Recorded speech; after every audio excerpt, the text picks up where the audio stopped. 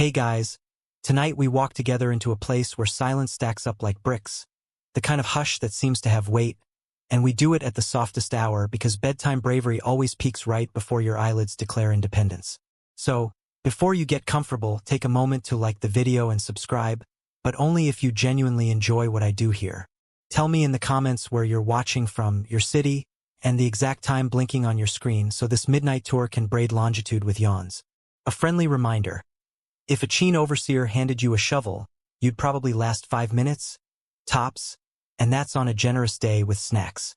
But happily, our only job is to breathe slow, listen well, and let history do the heavy lifting. Now, dim the lights, maybe turn on a fan for that soft background hum, and let's ease into tonight's journey together. Somewhere beneath Shaanxi's wide sky, fields lie quiet, and a museum roof, sleek and patient, glows like the lid of a moonlit jewelry box. Under that roof, ranks of terracotta soldiers hold their ground in a world of earth colors and murmured footsteps from visiting sneakers. The air cools a degree when the gallery opens, and the temperature itself seems to respect the discipline of the troops below. This is the force popularly called the Terracotta Army, thousands of life-size warriors commissioned by Qin Shi Huang, the first emperor to unify China, standing since the 3rd century BCE in an underground city of intent. A bridge of light spills from the ceiling and catches on cheekbones, on braids of clay, on the edges of armor plates. In that glow, the stillness feels busy, like a pause that means something is about to happen and has been about to happen for more than 2,000 years. Beneath the platforms, corridors unfurl like a chessboard mid-game. Earthen walls divide ranks. Beams once spanned the pits. Reed mats and planks left tidy, stubborn ghosts in the soil. Glance long enough and a kind face almost seems to breathe. Ears differ, noses tilt, mouths carry shy smiles or clipped commands. The individuality is astonishing until you notice the workshop logic beneath it. Heads, hands, and torsos came from modular systems, then artisans carved unique tweaks. An extra crease, a dimple at the corner of a mouth, the slightly asymmetric lift of a brow. The result is a masterpiece of mass production that still manages to feel like a roll call. Labels aren't spoken, yet your mind supplies them. The veteran with the calm gaze, the kid who trained hard to stand this straight, the officer whose belt knot sits with a tiny swagger. Historians are still debating how many teams and workshops contributed and how strictly centralized the process was. But the clay itself suggests a conversation between standardization and handcraft. Tonight's question, the one everyone whispers even while pretending not to, is simple. Why build an army of clay at all? The mainstream answer comes with the rhythm of ritual. In the early imperial imagination, legitimate rule was cosmological, and a ruler's authority didn't retire at death. It transferred to a parallel court. The mausoleum complex therefore functioned as a mirror capital. Administration, security, ritual, and daily life assembled below the ground so the emperor's afterlife could proceed without a hiccup. An army, then, was not decoration but infrastructure. Guardianship, deterrence, ceremony, all layered into one colossal project that braided politics with metaphysics. You feel that logic everywhere in here. Even the distances between figures read like policy. Enough space to command, not enough to wander. Between the statues and the story sits a shock that photographs rarely deliver. These troops were once painted in color like a parade that never feared rain. The gray we see now, soothing, serious, was only primer. Imagine bright azurite blues and malachite greens, cinnabar reds, and, yes, a brilliant synthetic purple developed in ancient China, often called Han purple in modern labs. Lacquer sealed the clay before pigments arrived, and the combination gleamed like fresh armor under torchlight. The peculiar tragedy is how quickly that color fled when first exposed to open air during excavation. Pigments flaked as if startled awake. Conservators today race that clock with humidity control and chemical stabilizers, and every saved square inch of lacquer feels like a tiny victory. Scientists continue to investigate pigment recipes and trade networks, and there's a playful but serious thread of research asking whether similarities between Chinese purples and other ancient color technologies suggest wider knowledge exchange or parallel invention. Across the pit, silence occupies the places where weapons used to be. Many original bronze swords, spearheads, and crossbow triggers vanished long ago, Looting is a tradition with terrible manners, but enough survive to reveal manufacturing habits. Some blades show high-tin bronze and surface treatments that helped resist corrosion. A few emerged from the earth disconcertingly sharp, as if they had been waiting for a training drill that never came. The standardized crossbow triggers are a favorite nerd corner. Interchangeable components, precision casting, and the hint of an early industrial mindset. There's even a curious debate over whether a particular chemical sheen resulted from deliberate anti-rust treatment or a happy accident of soil chemistry. Either way, the impression is clear. This army was meant to look like it could fight, and to a sleepy brain at midnight, that competence feels reassuring rather than threatening, like a nightlight with excellent posture. Inside this illusion of frozen motion, the most human details live at ankle height. Several warriors wear treaded soles, carefully modeled to grip a dirt floor that no longer exists, and suddenly balance feels like a design choice, not an accident. Armor plates sit in neat scales or rectangles, laced and knotted. Belts ride slightly off-center with the casual swagger of people who know their equipment. Hair and headgear, topknots, caps, and wrapped coils announce roles the way modern uniforms do, and tiny maker's marks sometimes hide on wrists or shoe soles, the ancient equivalent of a quality control stamp. A quirky observation. Mustaches seem to have a life philosophy. Some curl jauntily upward. Others commit to stern straight lines. It's hard not to imagine a sculptor smiling at the clay, letting a mood become a texture. Scholars are still debating whether the faces echo real soldiers or ideal types, but personality sneaks in either way. Beyond China's borders, another question plants itself in the clay and refuses to leave politely. Some features, naturalistic musculature, confident drapery, the aura of bodies that know weight and twist, have prompted speculation about Hellenistic influence seeping along early trade routes. Could frontier artisans have seen Greco-Bactrian sculpture or learned techniques from travelers and adapted them with a Qin accent? The possibility is attractive, but evidence is tangled and slippery. Scholars are still debating whether those echoes are actual transmissions or the sort of convergent artistry that happens when humans sculpt humans with enough time and resources. For a bedtime mind, it's a pleasant riddle. Ideas travel faster than caravans, and sometimes they arrive by coincidence, not courier. Meanwhile, the wider mausoleum complex hovers at the edge of our flashlight beam. Ancient sources describe a palace of the underworld, halls and towers below, and a sky ceiling above mapped with constellations. A persistent legend speaks of rivers of mercury coursing through the central tomb like a miniature geography, and modern soil tests near the mound have reported elevated mercury readings, without proving the dramatic engineering that legends crave. The chamber remains unopened, not because no one is curious, but because conservation ethics insist on patience. If the atmosphere inside holds fragile treasures, a hasty reveal could destroy what it seeks to show. Think of it as the most disciplined unboxing in history. The suspense is real, and it comes with a responsibility that feels very grown up, even in a story told at pillow volume. Consider the empire that could concentrate this much willpower. Qin Shi Huang standardized weights, measures, coinage, even the width of cart axles so wheels could ride the same ruts across newly unified roads. Scripts were reformed, legal codes tightened, and colossal projects ordered with a straight-edge briskness that makes later dynasties sound like jazz by comparison. Walk the viewing platform and the site begins to read like a diagram of that governance. Modular production, quality control, logistics that hum even in silence. A miniature afterlife capital required robust supply lines, kills, timber, labor rotations, and the evidence of that machine lingers in fingerprints hardened by fire. Historians still debate whether that severity made the Qin resilient or brittle, whether empire-wide uniformity was a foundation or a fault line. The soldiers keep their own counsel, which is a fancy way of saying they're excellent at not answering. Nevertheless, the orientation of the army is a riddle worth pocketing. Much of the force faces east, the direction from which rival states once threatened the Qin heartland, and also the direction of sunrise, which wraps the formation in ritual poetry. Practical defense, cosmic symbolism, or both layered together like lacquer. The site offers hints but no final caption. Guides may trace arrows on maps. Visitors may argue in whispers at the railing. Historians are still debating the exact symbolic logic behind the direction of their gaze. The important part for your midnight pace is simpler. The ranks feel purposeful. Every posture points toward a task, and purpose makes good white noise for tired thoughts. Across the pit, silence occupies the places where weapons used to be. Many original bronze swords, spearheads, and crossbow triggers vanished long ago.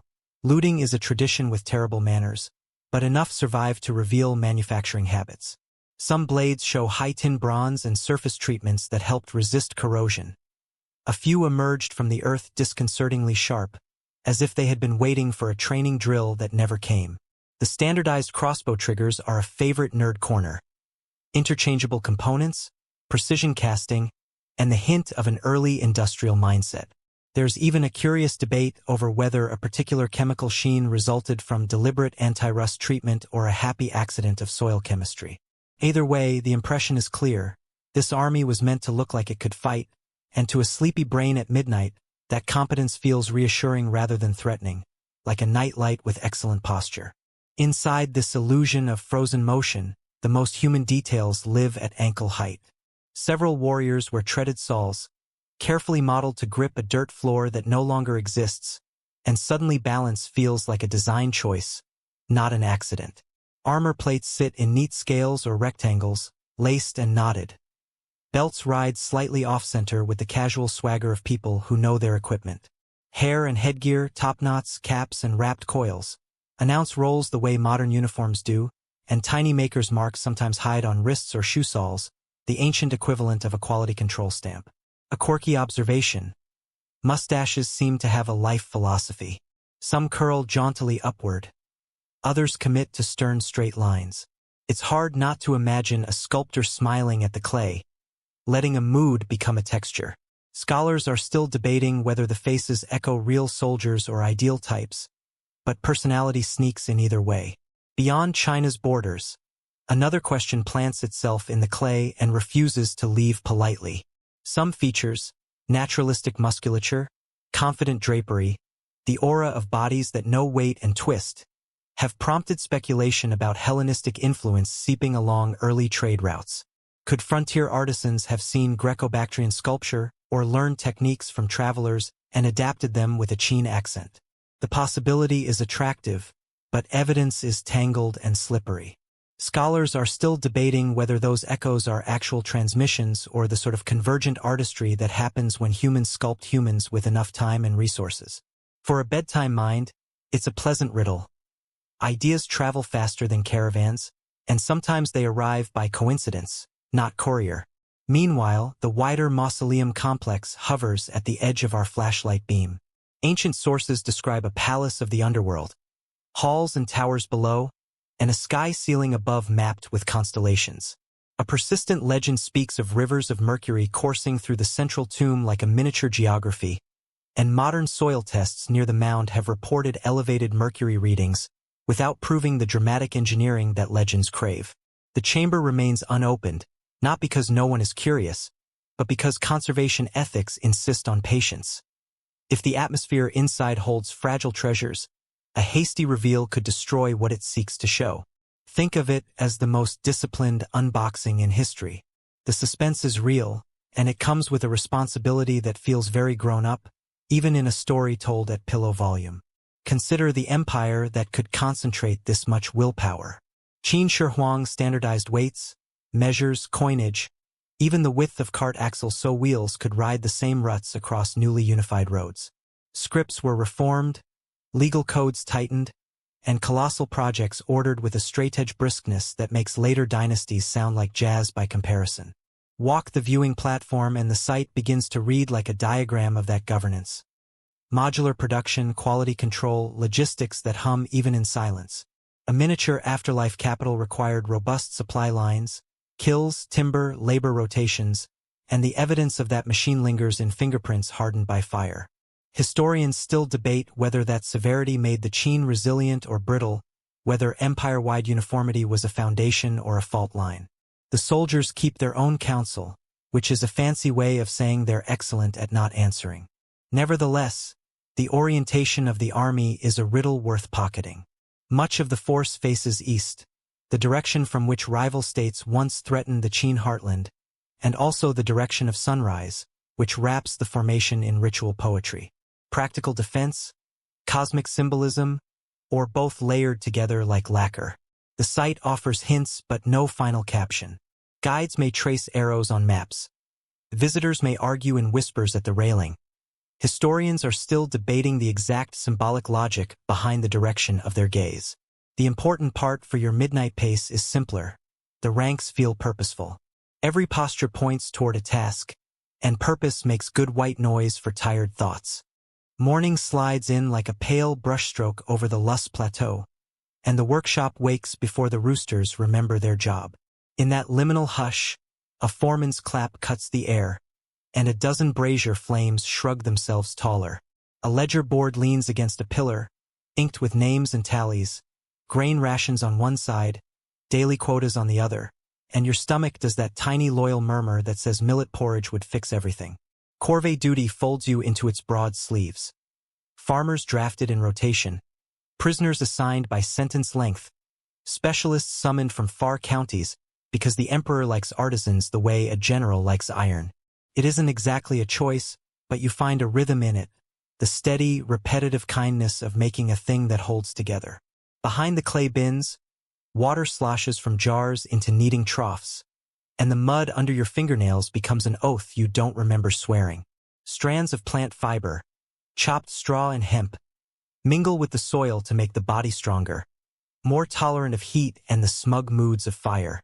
Kneading teams measure with practical hands, counting not in abstract weights but in the heft that quells wobble, and the clay learns to behave. A boy with a cue too big for his head tosses a lump to you. It lands with a soft slap that sounds like a promise. Laughter runs across the benches, quiet as rebellion in a polite room. Clay rolls into coils along a wooden armature, and forms grow upward like patient trees. Torsos thicken from hollow rings. Shoulders receive their slope. Collars find that human angle where breath would gather if breath were a thing clay could covet. The trick, the master says, is to build like you expect the figure to breathe anyway. Hands arrive as separate units from a different table, a library of gestures. One set for holding spears, another for drawing bows, another for commanding. Heads, too, arrive modular. Base forms thrown in molds and then teased toward individuality with tools that argue with the surface until the surface argues back. A subtle philtrum here, a bolder brow there, a mouth that almost smirks when you aren't looking. It's mass production with a sly crush on personality. On a bench near the doorway, armor plates wait like punctuation marks not yet assigned to sentences.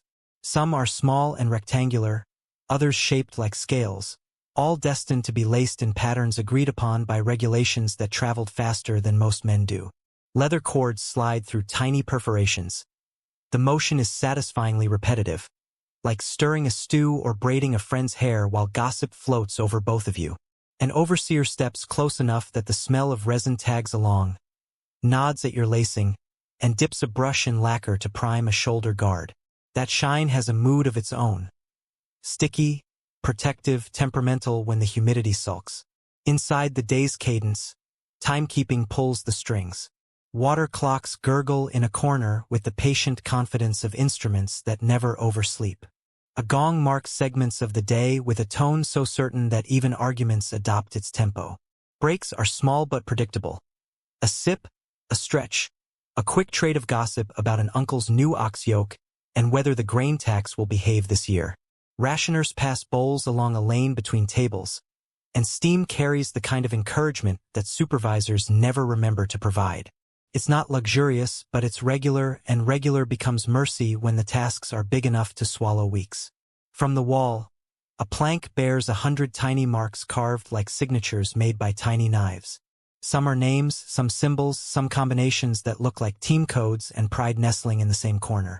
Maker's marks end up on wrists, inner sleeves, and the soles of shoes, tucked away where quality inspectors and future archaeologists might squint. Little claims in a big machine. I was here. This one came from our bench. If a belt knot sits right, give us credit when the overseer pretends not to notice. Historians are still debating how tightly centralized these workshops were. One grand factory or several satellite hubs feeding the pits. but the fingerprints embedded in the clay insist on a chorus rather than a solo. Across the yard, kiln mouths yawn with animal indifference, and heat blooms and pulses that make sweat a second uniform. Teams load figures in parts, the risk of a full figure cracking is too much for even the emperor's budget to flirt with, and the air smells like damp riverbank learning to be stone. Layered firing cycles encourage the clay to remember its shape under stress, and you learn to read the kiln's mood the way sailors learn to read a horizon. Too fast, and bodies split along shoulders. Too cool, and bases sulk into soft defeat.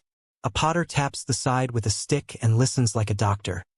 The kiln answers in low notes that either soothe or warn. Under the shade of a timber scaffold, a weapons table arranges bronze groceries for a soldier's appetite. Spearheads, dagger axes, arrowheads, and the celebrated crossbow triggers that click with a satisfaction you could bottle and sell. Casting molds line up behind them, telling a quiet story of standardized parts you can swap between units. Some blades gleam with a stubbornness born from surface treatments. The metallurgist swears it's deliberate passivation. The skeptic blames the soil, and the debate remains a friendly arm wrestle that no one truly needs to win before lunch. Mainstream history nods approvingly here.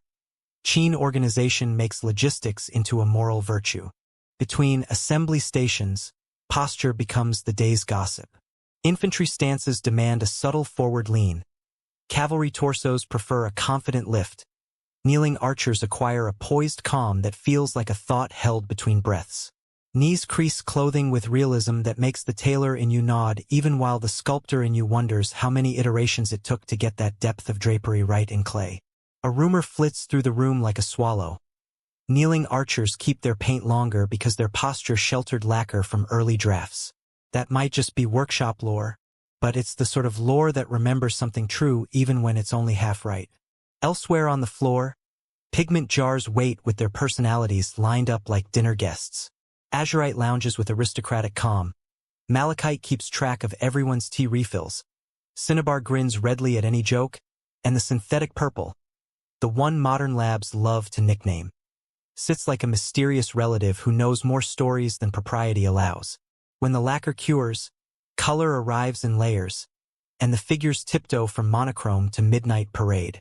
Conservators in some future century will live inside humidity tents to preserve those layers, and that bit of foresight makes the brush in your hand act a tiny bit gentler today. Scientists are still debating how networks of trade and experimentation seeded these recipes. Diffusion of knowledge, convergent innovation, or a bit of both, elbowing one another around the kiln. Along the back wall, schedules settle into a chart that looks like a poem written by a bureaucrat. Rotations keep hands fresh, and quotas pace ambition so the clay doesn't own you completely. Punishments exist. This is the Qin after all, but rewards do too. An extra ladle of grain, a rest day that lands exactly when a cousin visits, the quiet privilege of working on officer heads where the details count double. Standardization shadows every step, but that doesn't cancel craft. It makes the craft daring in different ways. When every ear must be realistic, the joy is sneaking in distinct lobes without breaking the rule that ears must be ears and not poems. Past lunchtime, sunlight creeps across the floorboards like an inspector with no official badge.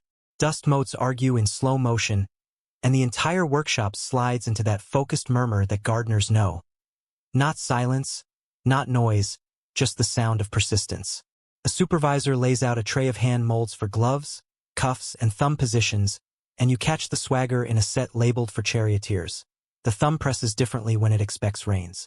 It's a funny kind of intimacy, this act of giving a statue hands that know their jobs before their jobs exist. Against the outer wall, a visitor from a nearby kiln town negotiates for timber and extra straw. He carries stories like a traveling tunic, a pit where a beam collapsed and revealed a particularly handsome horse head, a village where children copy warrior poses for play, a rumor that the emperor may commission half-size bronze chariots for the inner precinct. Gossip is the oil that keeps large machines from squeaking themselves into a tantrum. A quirky fact slides out with the tea. Some saws bear tread patterns that match the floor grid. Like the clay has a favorite trail it expects to walk even though it will never lift a foot. Next to the water jars, a ledger tracks who learned what from whom, and the arrows point both ways. Masters teach the curve of a mouth that means competent and loyal, while apprentices show an efficiency trick that saves 3 heartbeats per knot. In a system that worships uniformity, innovation still sneaks around with kind intentions. The imperial office demands numbers. The benches supply nuances. Historians are still debating whether these innovations came from top-down directives or bottom-up practicalities that officials later pretended were their idea. Either way, the statues get better by afternoon. Between assembly stations, posture becomes the day's gossip. Infantry stances demand a subtle forward lean. Cavalry torsos prefer a confident lift. Kneeling archers acquire a poised calm that feels like a thought held between breaths. Knees crease clothing with realism that makes the tailor in you nod even while the sculptor in you wonders how many iterations it took to get that depth of drapery right in clay. A rumor flits through the room like a swallow. Kneeling archers keep their paint longer because their posture sheltered lacquer from early drafts. That might just be workshop lore, but it's the sort of lore that remembers something true even when it's only half right. Elsewhere on the floor, pigment jars wait with their personalities lined up like dinner guests. Azurite lounges with aristocratic calm. Malachite keeps track of everyone's tea refills. Cinnabar grins redly at any joke, and the synthetic purple, the one modern labs love to nickname, sits like a mysterious relative who knows more stories than propriety allows. When the lacquer cures, color arrives in layers, and the figures tiptoe from monochrome to midnight parade. Conservators in some future century will live inside humidity tents to preserve those layers, and that bit of foresight makes the brush in your hand act a tiny bit gentler today. Scientists are still debating how networks of trade and experimentation seeded these recipes. Diffusion of knowledge, convergent innovation, or a bit of both, elbowing one another around the kiln. Along the back wall, schedules settle into a chart that looks like a poem written by a bureaucrat. Rotations keep hands fresh, and quotas pace ambition so the clay doesn't own you completely. Punishments exist. This is the Qin after all, but rewards do too. An extra ladle of grain, a rest day that lands exactly when a cousin visits, the quiet privilege of working on officer heads where the details count double. Standardization shadows every step, but that doesn't cancel craft.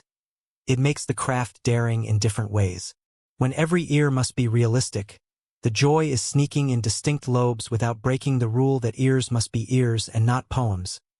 Sometimes the wind decides to be dramatic and carries the smell of distant kills to your table. It tastes slightly metallic, like a coin warmed in a pocket, and the sensation clicks a thought into place. Coinage, script, axle width, all standardized so the empire can think in one handwriting. The workshop is an echo of that idea in clay. A soldier here equals a soldier there. The parts fit. The process repeats without losing soul. Mainstream accounts will tell students that this system built roads, walls, and a bureaucracy that could count as high as the sky would let it. The deeper, softer truth is that people made all of this happen. Hands coupled to habits, jokes paired with jointing techniques, small prides nested inside big plans. By late afternoon, a new head arrives from the molding table with features that refuse to stay generic. One eyebrow arches with the kind of skepticism that says the emperor might be first in everything except telling a good joke. The sculptor responsible tries to smooth it into compliance, fails, and then pretends the choice was always part of the plan. Personality keeps knocking. A foreman shakes his head with fond exasperation, mutters about not getting too clever, and lets the eyebrow live. Little rebellions survive because they cause no harm, and also because everyone likes them in secret. Above the assembly line, rafters hold storage baskets where spools of lacquered cord wait in disciplined circles. A tiny sparrow perches there for a heartbeat and then scoots along the beam, unimpressed by empire, thrilled by crumbs. It's a small theater, that beam, where the day's quieter dramas play out. Your neighbor hums a work song under the breath. An older artisan aligns a row of ear molds with devotional precision. A teenager practices carving a mustache that communicates courage without slipping into raffish disrespect. The wonder isn't that the system works. It's that it works while keeping room for tiny joys. Toward evening, the light turns the dust golden, and final checks begin. Quality inspectors, respectful but firm, test joins at wrists and ankles. Ensure hollows inside forms will vent properly during firing. Measure wall thickness with a wooden needle whose markings have the authority of law. An oddity pops up, one shoe sole stamped twice with overlapping patterns, and the team decides it's a lucky accident. The figure will stand in the second row anyway. No one will notice except the people who always notice, and noticing is its own kind of craft. After the gong's last call, cleanup becomes ceremony.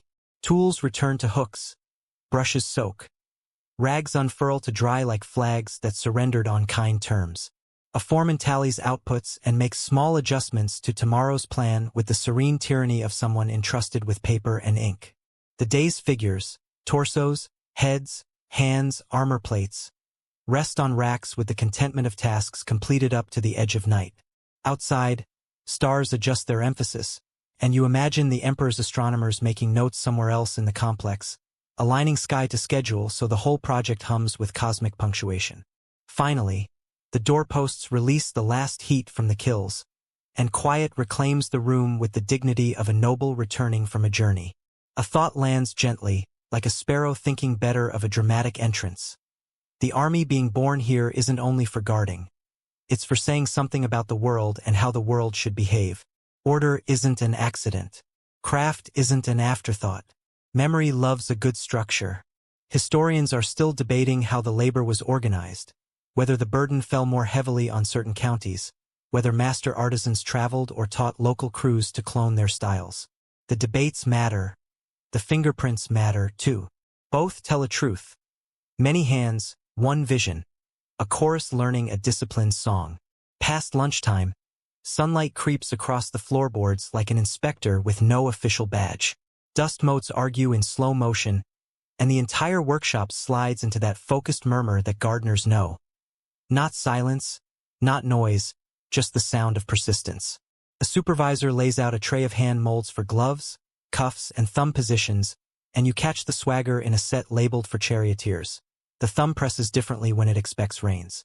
It's a funny kind of intimacy, this act of giving a statue hands that know their jobs before their jobs exist. Against the outer wall, a visitor from a nearby kiln town negotiates for timber and extra straw. He carries stories like a traveling tunic, a pit where a beam collapsed and revealed a particularly handsome horse head, a village where children copy warrior poses for play, a rumor that the emperor may commission half-size bronze chariots for the inner precinct. Gossip is the oil that keeps large machines from squeaking themselves into a tantrum. A quirky fact slides out with the tea. Some saws bear tread patterns that match the floor grid. Like the clay has a favorite trail it expects to walk even though it will never lift a foot. Next to the water jars, a ledger tracks who learned what from whom, and the arrows point both ways. Masters teach the curve of a mouth that means competent and loyal, while apprentices show an efficiency trick that saves 3 heartbeats per knot. In a system that worships uniformity, innovation still sneaks around with kind intentions. The imperial office demands numbers. The benches supply nuances. Historians are still debating whether these innovations came from top-down directives or bottom-up practicalities that officials later pretended were their idea. Either way, the statues get better by afternoon. Streets widen beneath a pale sky as the workshop's murmur falls behind, and the capital pulls you forward like a magnet, politely insisting it knows what's best. Grid avenues run straight as intentions, all pointing to something larger than any one building, an order that prefers corners to curves and schedules to moods. Dust hangs in soft suspension, and the Wei River glints like a long blade laid flat for inspection. Vendors lift shutters, sweep thresholds, and angle baskets so the neat geometry of the city looks briefly like a still life. Grain, tools, lacquered boxes, and an occasional bronze mirror flirting with the sun. Following that geometry teaches your feet a new politeness. The place runs on agreements made by people you will never meet, and somehow the stone remembers. Across each crossroad, officers from the standards office, serious, clean-sleeved, slightly proud, carry wooden boards with slots and pegs, the portable grammar of the empire. Weights, measures, and lengths move with them in quiet procession. They test scales at market stalls and nod when the pans balance with imperial approval. The boards look almost playful until the quill comes out, and penalties bloom on paper like mushrooms after rain. Artisans from the terracotta benches pass by with the inconspicuous swagger of people who know their units, who can hum the difference between 1 shang of grain and 1 he of wine without thinking. In a city that worships accuracy, the smallest true thing earns a chair at the table. Between one plaza and the next, a stone stele rises with characters carved in tidy confidence, a script that feels like fresh water held by a steady bowl. Small seal, the regularized writing promoted under Qin, drifts across its face like orderly footprints. Reading here is stepping into the emperor's voice, rounded strokes and equal pace, a calligraphy that asks your thoughts to sit up straight even before they have coffee. The aesthetic is not an accident. Lishan, the chancellor with a pen as sharp as a policy, pressed for this standard so the empire could speak one visual language. Historians are still debating how widely and how quickly the new forms replaced local scripts, but the aspiration is legible everywhere in stone, bamboo, and habit. Instead of winding lanes that curl like cats, the avenues settle into a grid, and the grid teaches you how to expect things. The blacksmith's quarter lies where a blacksmith's quarter should. The market spills in a rectangular exhale. The palace silhouettes to the south stretch long enough to make a carpenter's heart flutter. City planning here isn't a suggestion. It's a commitment, and the commitment returns the favor by making life marginally predictable. Even the shadows seem punctual. Raised walkways tighten the edges of the avenues, and carts keep to their lanes not because anyone tells them to, but because the ruts nudge them with the persistence of polite advice. Maps would look smug if they could, and the one unrolled on a magistrate's table probably does. Administrative lines divide counties and commanderies with crisp authority, and the capital sits like a wheel hub from which spokes extend. Roads, courier routes, river crossings, checkpoints. Xiangyang's position near the Wei River gives it the composure of a city that expects company and can feed it, count it, and send it home with receipts. The sense of management wafts like good broth. Even if you don't taste every ingredient, you understand the dish aims to nourish a lot of people without losing its recipe. Standards breathe through daily transactions like wind through pine needles. A shopkeeper's bronze weights, stamped with official marks, clink onto the scale with the same timbre you heard 2 streets back. Measuring rods hang beside doorway lintels, their notches whispering, "Don't guess, measure."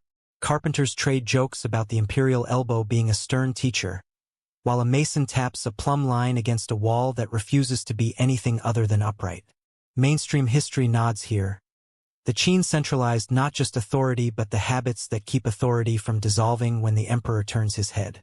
Coordination becomes a civic muscle memory. Coins jingle with a cheerful single-mindedness, round with square holes, the practical geometry of a system that knows how to be portable. Strings of Banliang coins loop from belts like understated jewelry. They settle into sleeves, jars, and the hands of tax clerks with the confidence of things that have been decided once for everyone.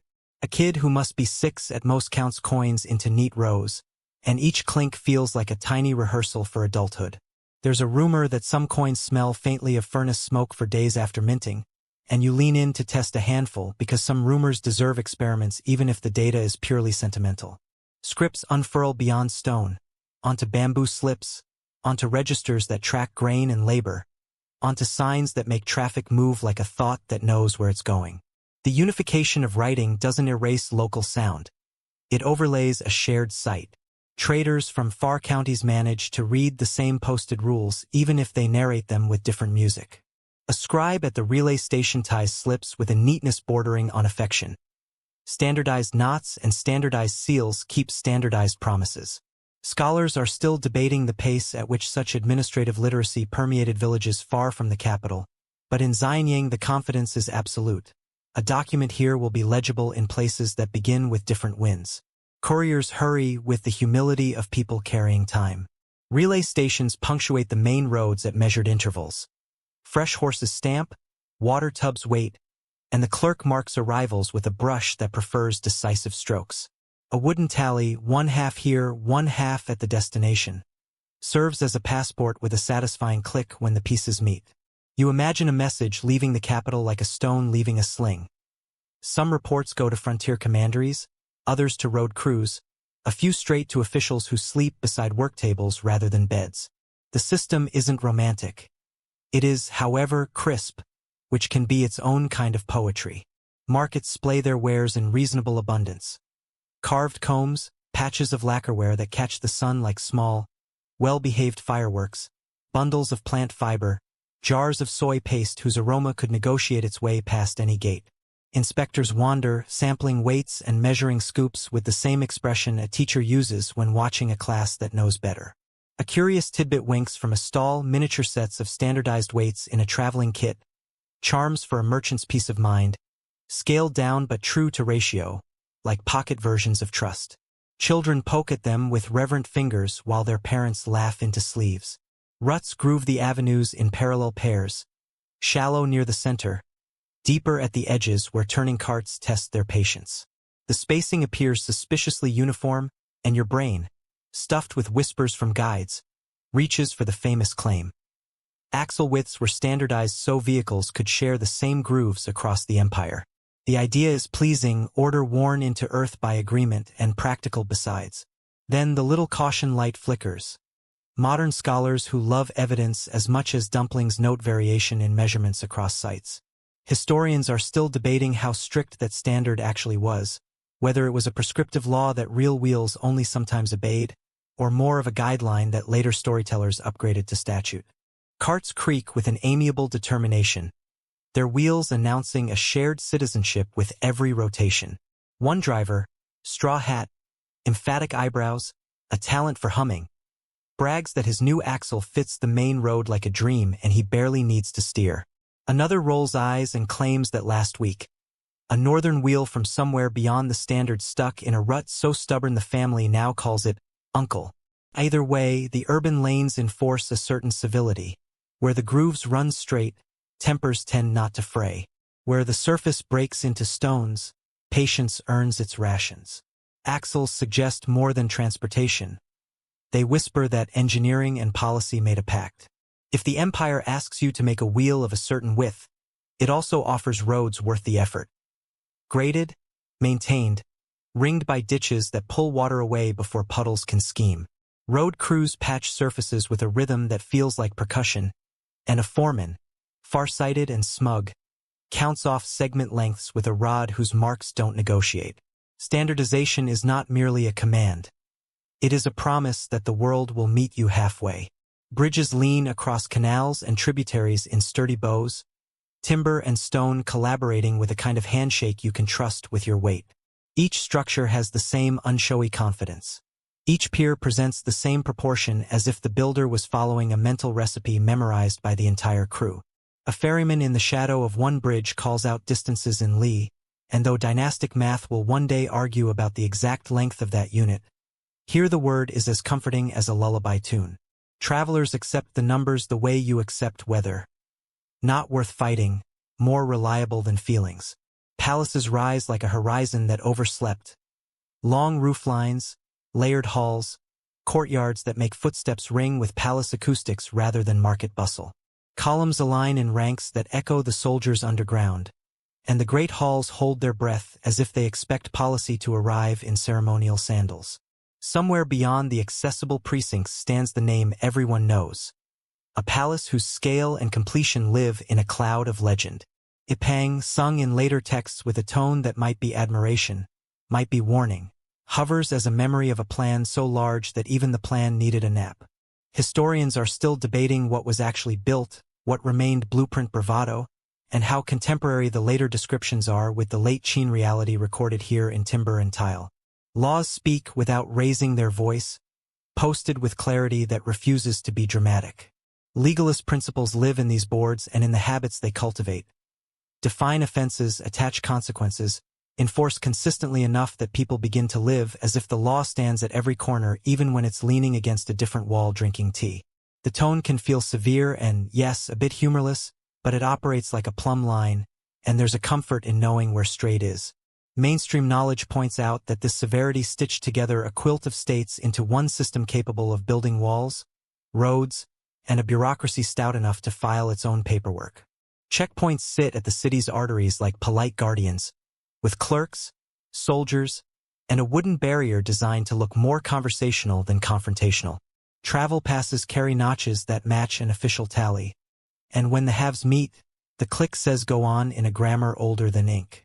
Your turn at the barrier involves a brief inspection of goods, a jar of lacquer, a coil of cord, a field report needing a courier, and the soldier's nod has the efficiency of a stamp.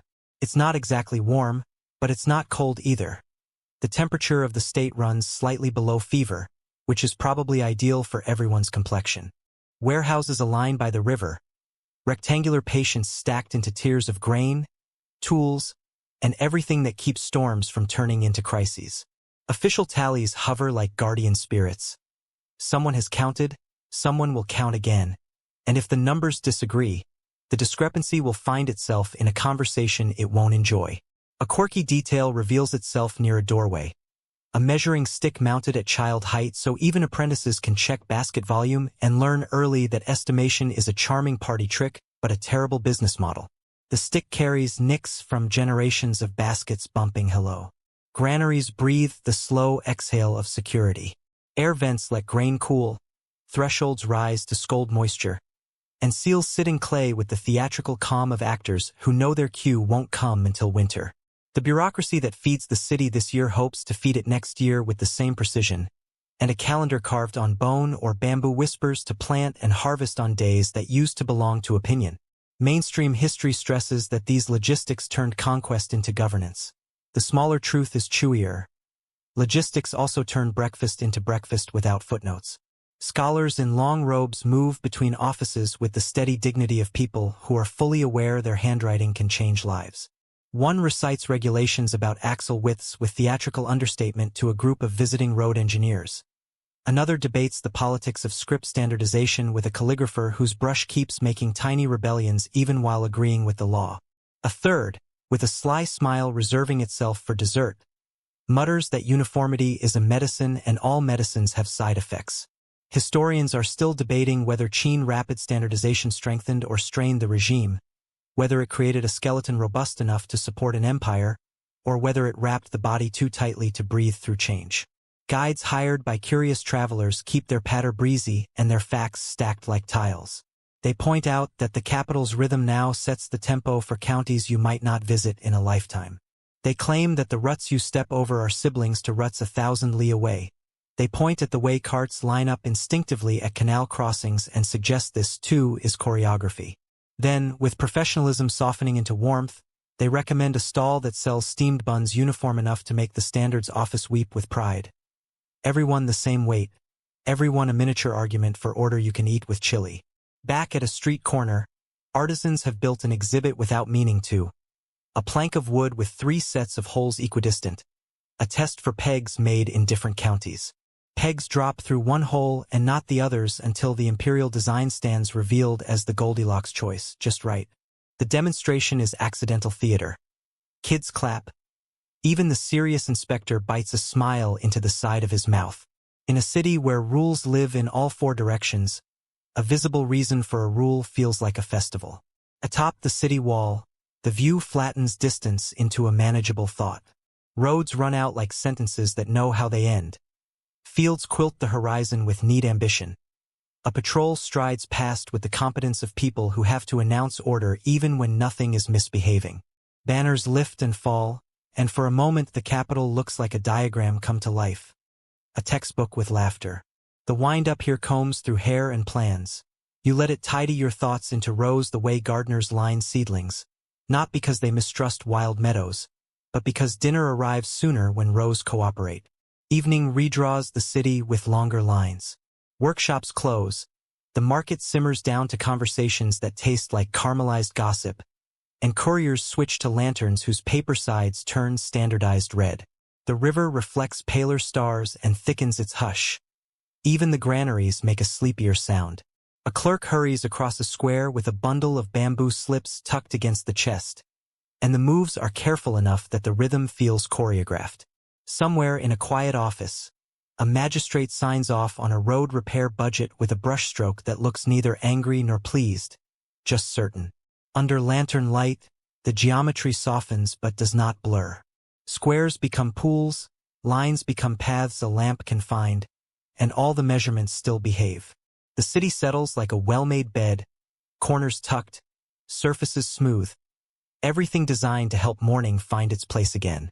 A drummer marks the hour from a tower that could double as a metronome for the world's largest rehearsal. Walking back toward the workshop quarter, feet calibrate themselves to the familiar ruts without ceremony. And a small, ridiculous pride rises because even footsteps can participate in national policy. Tomorrow we'll ask the same questions with the same instruments. Is the scoop true? Is the axle right? Does the script tell everyone the same story? Somewhere, a scholar will continue to argue that too much sameness invites brittleness. Somewhere else, an engineer will counter that sameness is the only way to get 10,000 parts to cooperate without meetings. In the breathing space between those two sentences, the city persists organized, ambitious, content to use the same units for measuring both state power and the weight of a steamed bun. And if the empire is a vast song, Xi'an hums the chorus, inviting every county and craft to sing along on pitch. Blueprints settle over your imagination like a silk map, and the mausoleum complex opens in layers, each one a whisper of architecture rearranging the earth. Far from the city's straight avenues, the burial ground spreads across Lishan like a calm held in place by geometry. The plan feels orderly even before details arrive. Outer walls, inner precincts, processional ways that keep ceremony moving at a dignified pace. Following the logic is like tracing a measured heartbeat, the kind that says somebody planned not just a tomb, but a working model of a state translated into soil, timber, tile, and clay. Maps sketch themselves underfoot as a guide gestures from ridge to ridge, and your thoughts walk the distances faster than your legs ever will. To the north, the museum pavilions stand where pits disclose their secrets to curious eyes. To the south, the earthen mound rises, a modest hill with ambitions that outgrow its silhouette. Scribes in your inner theater mark zones with bamboo slip rectangles. Military guardians to the east, ceremonial precincts a little to the west, a central sanctuary sealed under layers of fill and caution.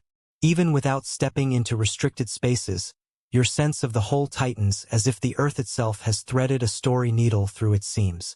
Beneath that mound, sources tell of an inner palace, an underground capital where halls and towers were fashioned as if the emperor were moving in tomorrow. The imagination is powerful here, helped along by ancient texts that speak of ceilings studded with constellations and floors gifted rivers. Whether the rooms spread like a city district or condense like a jewel box remains a tender unknown. Yet the rumor of scale never quite leaves you. The idea is straightforward and audacious. The world as it should be, arranged in perpetuity below the roots of Lishan, with an orderly staff of clay to keep the lights, metaphorically, on. Legend reaches for the most quoted detail. Waterways rendered in mercury, flowing along channels like silver fish that forgot how to wriggle. A story that glittering cannot help but stick, and modern soil tests teasing elevated mercury near the mound tempt belief to settle down and unpack its bags. Conservators temper the tale with practical caution. Contamination, geology, and the unruly behavior of groundwater offer alternate explanations. Historians are still debating how literally to read the old claim.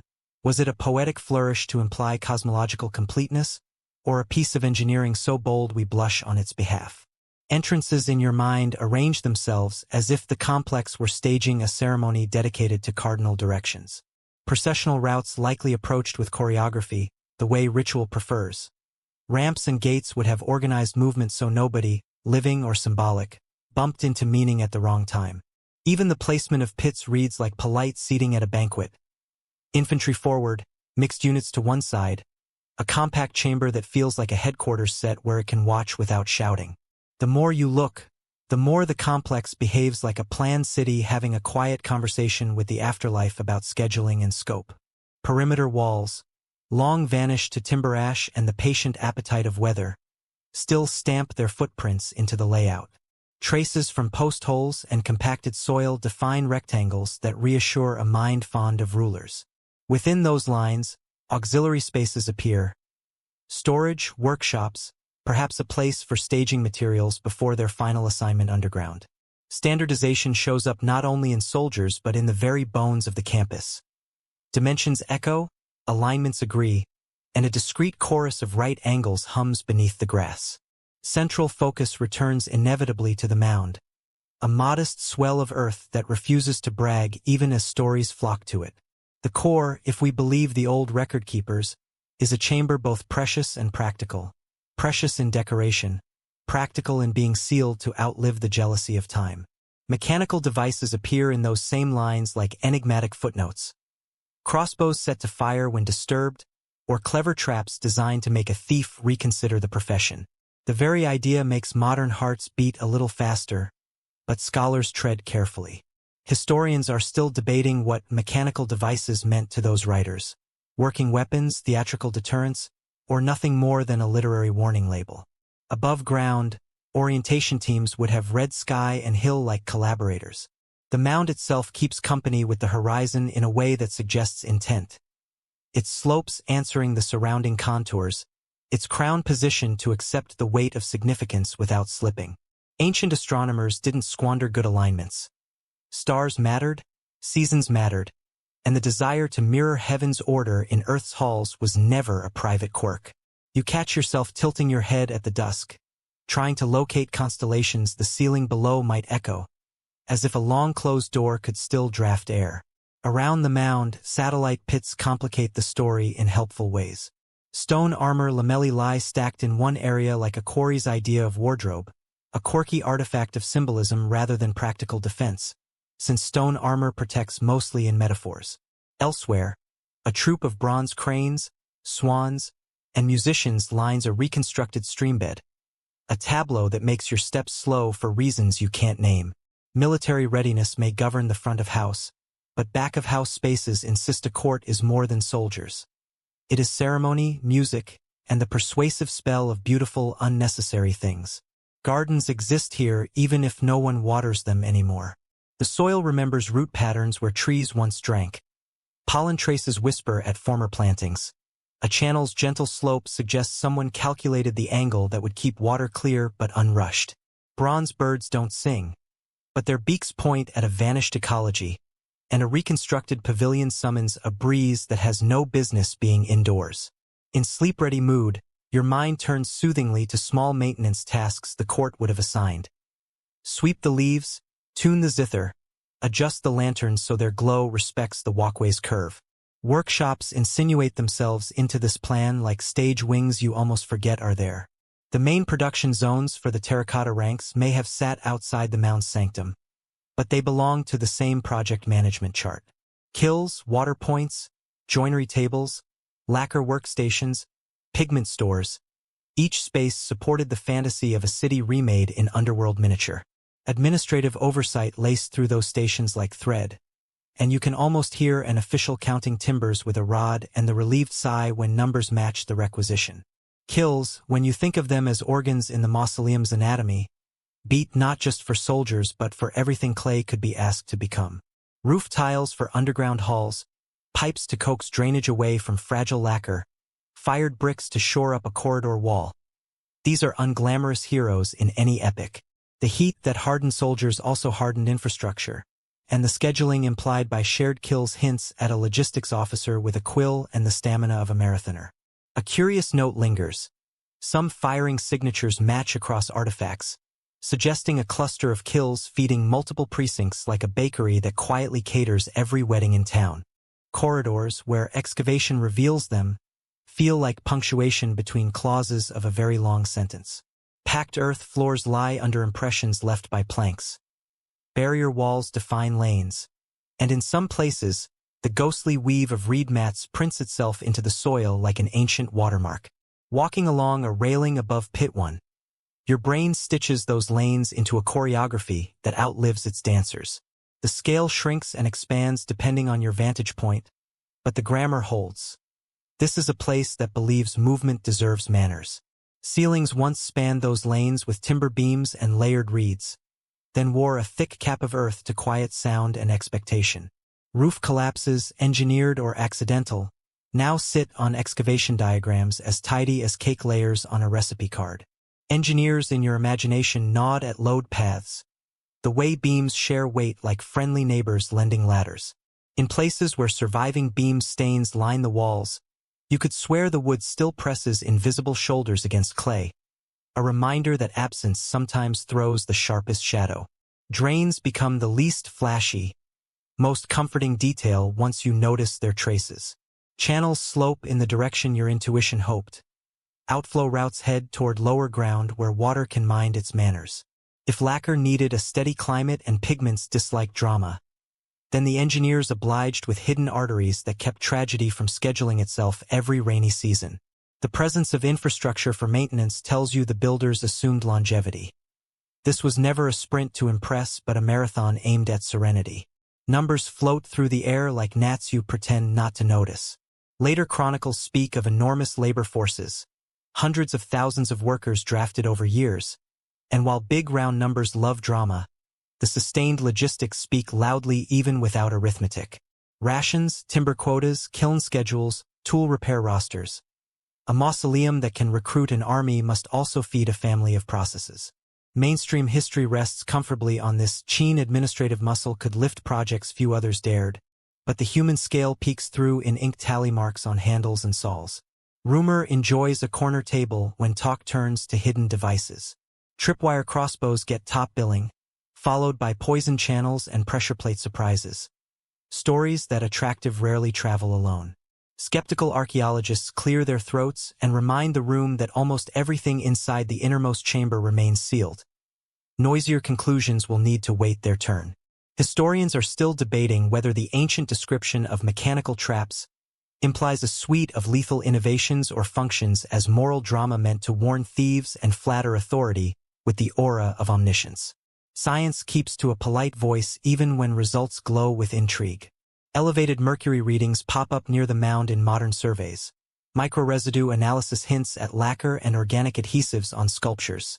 Soil micromorphology parses the layer cake of construction episodes. None of this replaces the thrill of walking into a chamber no one has seen for 2 millennia, but it does sharpen the picture in ways less romantic and more robust. Conservators are still debating how much knowledge must be accumulated before any opening is safe. If safe is even the right word when air and time tend to misbehave around things that prefer quiet. Debates, more generally, animate the blueprint like annotations scribbled in the margins of a beloved plan.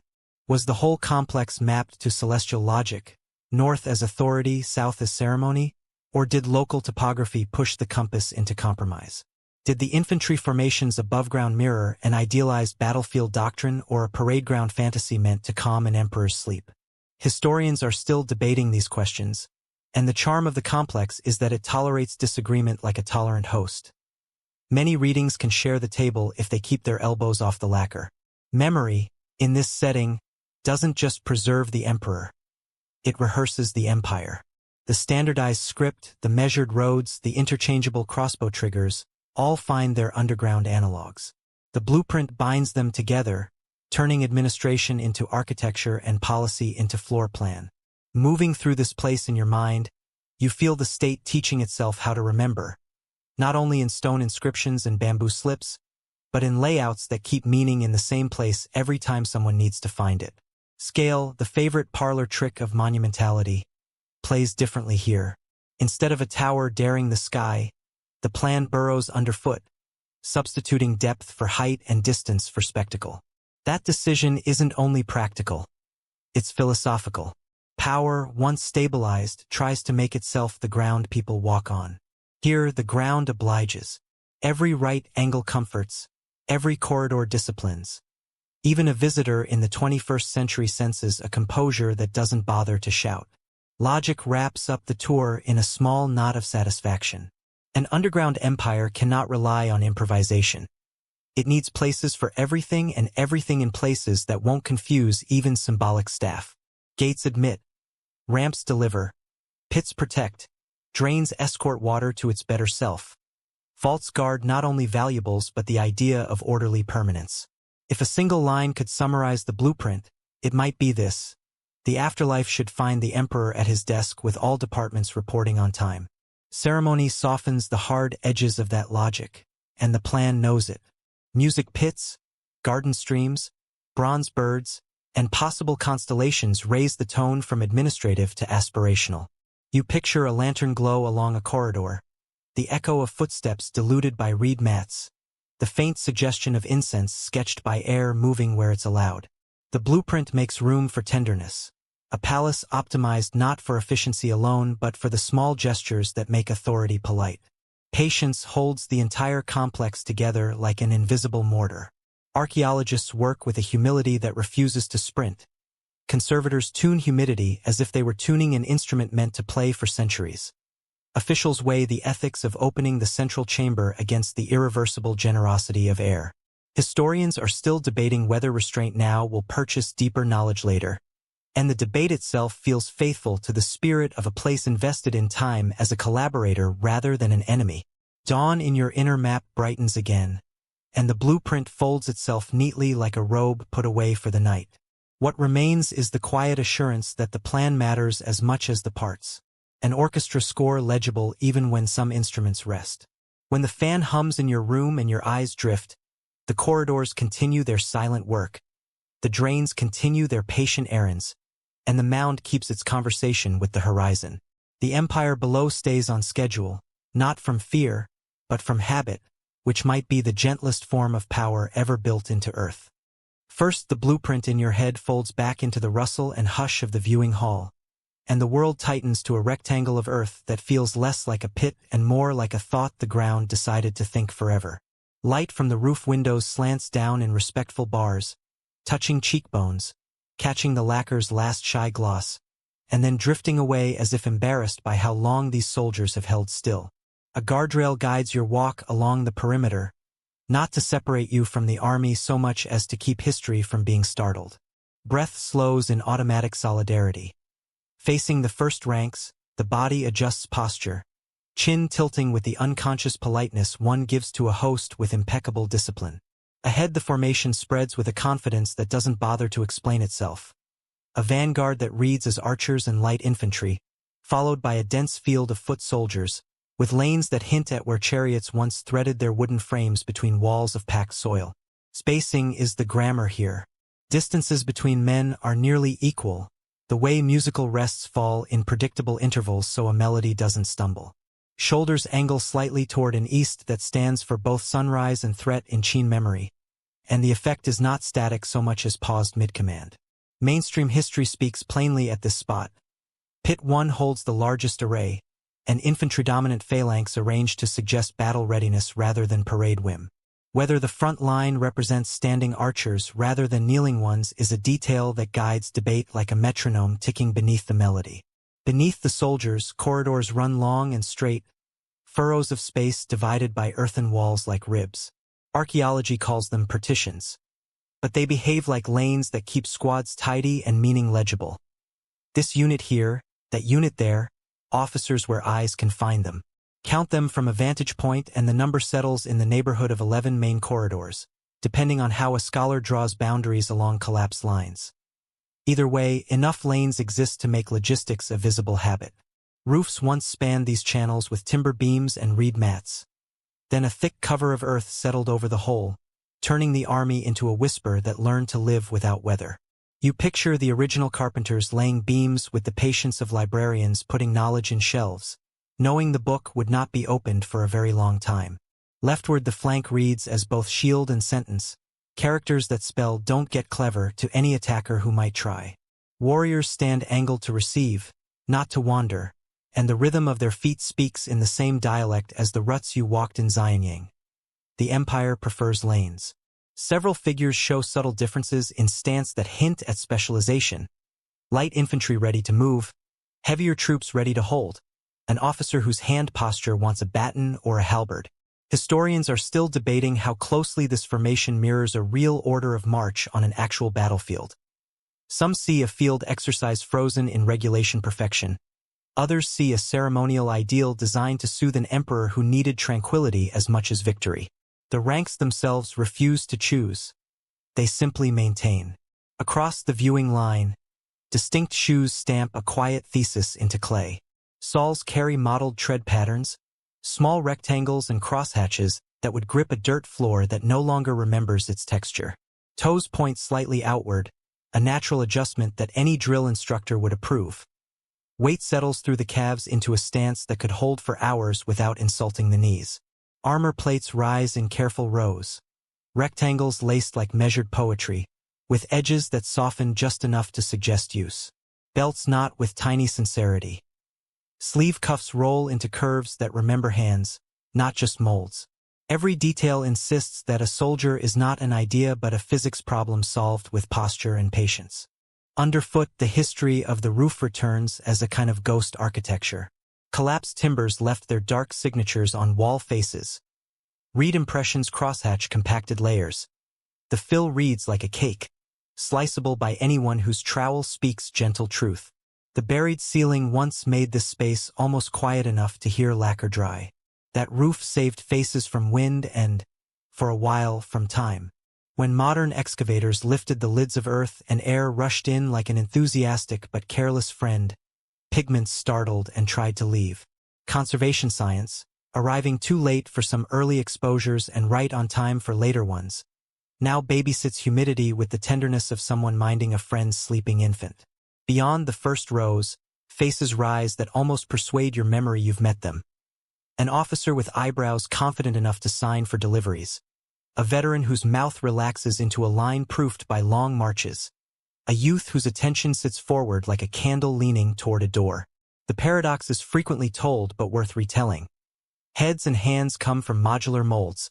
Then artisans carve personalities into the wet surface until the person in the clay looks ready to swallow air. Ears, famously varied, act like signatures. Lobes elongated or neat, rims crisp or soft. So distinctive that modern researchers sometimes treat them like clues to workshop teams. Scholars are still debating whether these distinct faces recall real soldiers or represent a library of ideal types assembled with craft and speed. Either way, the individuality makes the mass legible to your night-ready brain. Meanwhile, weaponry announces itself in absence and in remnant. Many original shafts, strings, and wooden elements surrendered to centuries with the good manners of things that know when to bow out, but bronze components remain like the bones of a conversation. Spearheads, ferrules, arrowheads, and the celebrated crossbow triggers that click in the imagination even when the real ones sit in glass elsewhere. Some surviving blades show surface treatments that resist corrosion with stubborn grace.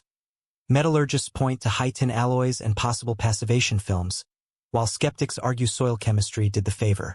Mainstream accounts agree on the key point.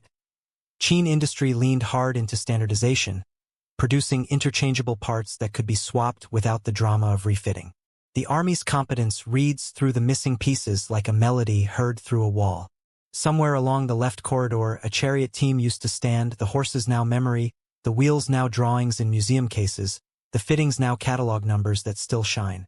The spacing where that vehicle once waited tells a story about movement inside the pit. Chariots as punctuation marks, creating pauses and emphasis inside the infantry text.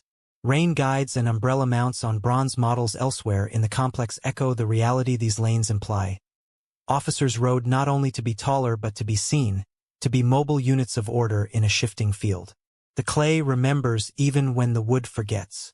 Perhaps the most persuasive argument for the army's realism lives in joints. Arms join sleeves with a logic that respects cloth. Hands curl in tensions that know the difference between gripping a spear and pointing toward a flanking maneuver. Torsos stack hollow coils into bodies that can pretend weight for a very long time.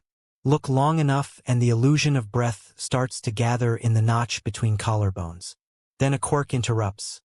One mustache tips up with so much optimism that you suspect a sculptor finished that head on a payday. Another mouth pinches into thrift that would make a coin blush. The humanity sneaks in where regulation can tolerate it. Instead of names, tiny inscriptions wedge into hidden places. On the insides of sleeves, along wrist edges, beneath the soles. Makers' marks read like whispered roll calls, individual artisans, teams, supervisors, workshop units. The bureaucracy that binds the empire also binds the benches, and accountability hides in clay as neatly as it does in bamboo slips. Historians are still debating how to read these marks. Quality control stamps for inspections, pride signatures for team identity, or both braided together. The answer matters to graduate seminars.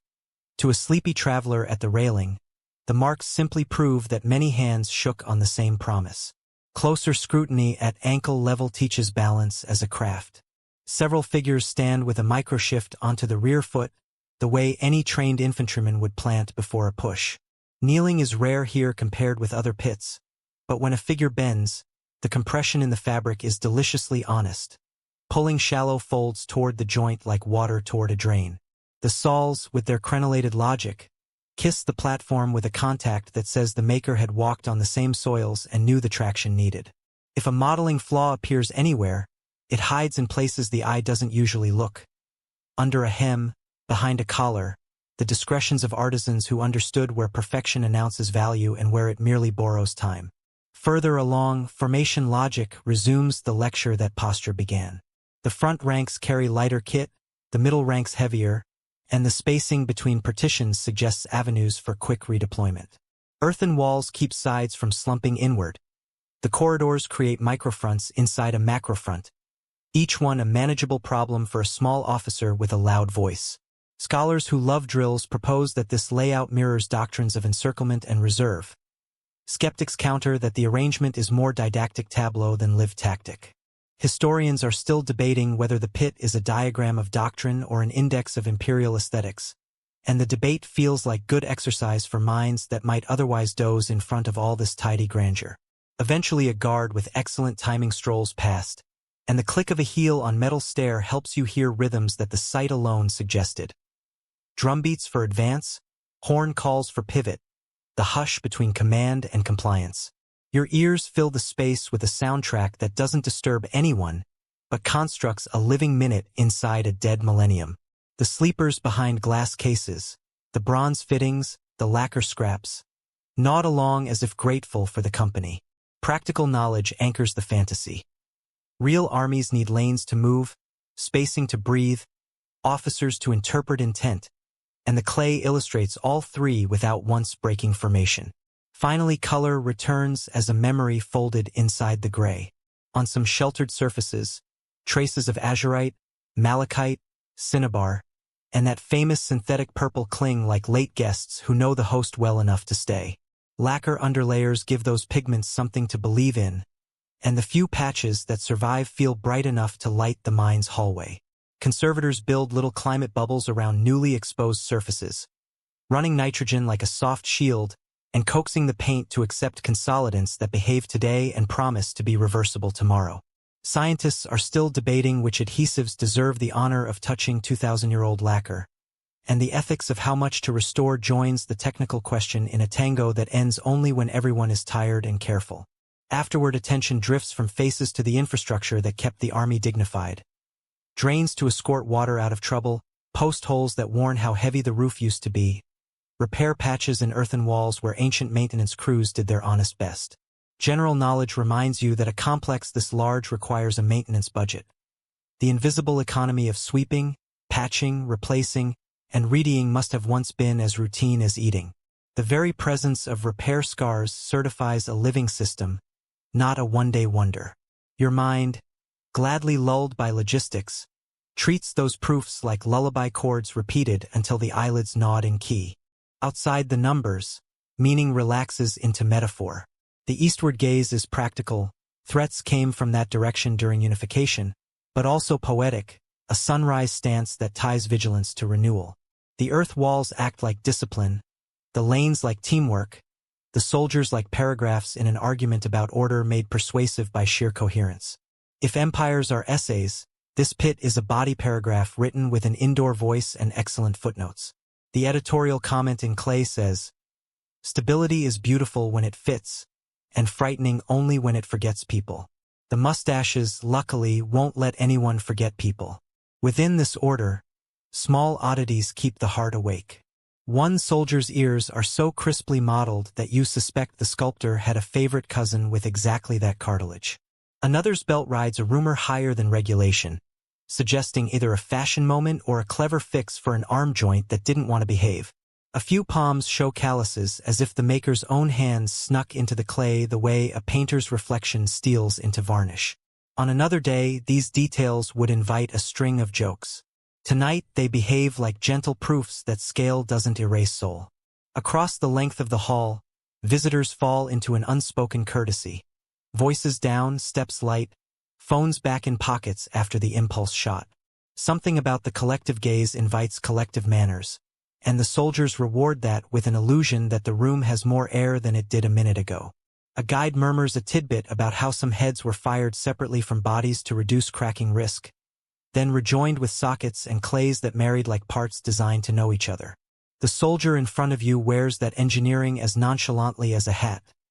The join line disappears beneath a collar that pretends it always planned to be helpful.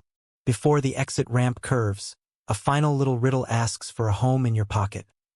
What exactly is being guarded here? An emperor in his afterlife, yes. A political claim that order survives death, also yes. Perhaps even a cosmic alignment that reassures the seasons the calendar still cares. Yet the longer you stand, the more the answer slides towards something gentler. The guard protects the habit of making, the discipline that turns clay into vocabulary, the willingness of many hands to aim in one direction without losing their humor. Historians are still debating whether the arrangement is documentary truth or sculptural wish. Your pillowside verdict is less ambitious. Either way, the sight helps the mind settle. Dawnless quiet settles over the second hall as the railing bends and the floor of earth opens into a geometry different from the vast infantry field you just left. Here the scene tightens like a breath held for a cue. Clusters of archers poised at knee height, cavalry in compact blocks, and gaps that read as lanes for chariots that now exist mostly as memory and metal fittings. The light falling through the roof seems to lower its voice on purpose. A museum guard's footsteps recede, and the silence thickens into that pre-battle moment when orders hover right behind the teeth. Before attention fractures into details, pattern takes the lead. This pit is smaller but feels busier. Spaces create expectation, not emptiness. Kneeling figures anchor the forward edges like thumbtacks pinning a map. Standing archers post behind them, and cavalry units form muscular commas further back, ready to swing around a sentence of infantry that is implied rather than present. Mainstream guides will tell you that Pit 2 integrates mixed arms, archers, horsemen, and chariot crews, compressed into a tactical shorthand. The logic reads as an ambush rehearsed and then held in amber. Arches of legs fold under torsos with a realism that steals time. Knees meet the ground through layered garments rendered with creases where pressure gathers. The weight distribution is honest enough that your own thighs sympathize on cue. Hands grip air with the certainty of missing bows. The famous kneeling archers keep their backs straight, hips squared, heads held in a level patience that makes you stand taller without thinking. Their calm is not decorative. It is purposeful, a posture designed for stability under recoil, for restringing without drama, for staying small and dangerous at the same time. Kneeling rank by kneeling rank, the sculptural intention sharpens into a kind of whispering tutorial. The lowered silhouette shortens the target profile, the planted shins transform the body into a tripod, and the forward foot braces the torso for a bow that would otherwise tilt a soldier off calm. Fingers, separate parts set into sleeves with socketed precision, curl with the muscle memory of string and stock. A few hands show slightly different thumb arcs, as if multiple bench teams argue gently about exactly how tension looks the moment before release. Historians are still debating whether the kneelers signal elite archers or simply a sculptural convention chosen for variety and strength. Either way, the collective effect is concentrated readiness. Between archer blocks sit little rectangular vacancies that act like commas in the pit's grammar. Those spaces likely once hosted chariot frames, with long gone, wheels surrendered to time, with reins, tethers, and taller silhouettes creating a roofline of command. The gaps also serve a second purpose for your bedtime brain. They make the composition breathe. Air moves in imagined lanes. Orders travel inside the open rectangles. Cavalry sees through to its signal. Even in stillness, this space is about timing rather than mass, less a wall than a hinge. Crossbows elbow their way into your attention, even when most of each weapon has long since bowed out. Triggers survive in bronze, 5-piece assemblies that modern engineers admire with a grin because interchangeability is always dramatic when the date is measured in centuries BCE. The sear, the latch, the housing, all cast consistent enough that one pit's component could theoretically be swapped into another's without a tantrum.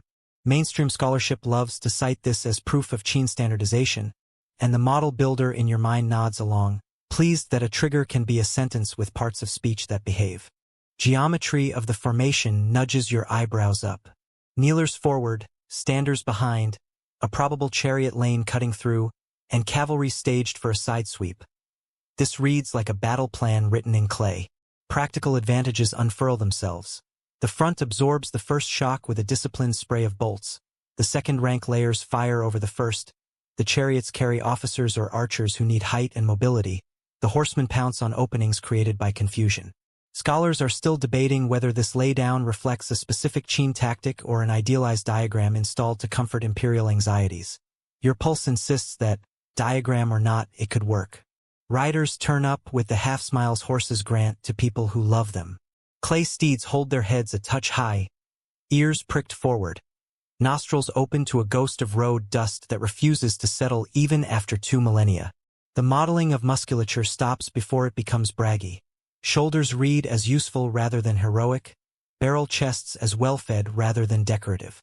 Bridles and cheek pieces, once paired with leather and hemp, leave impressions that do the storytelling now, and saddle blankets drape just enough to make you believe in the practical comfort of a long ride. Leather whispers from absence.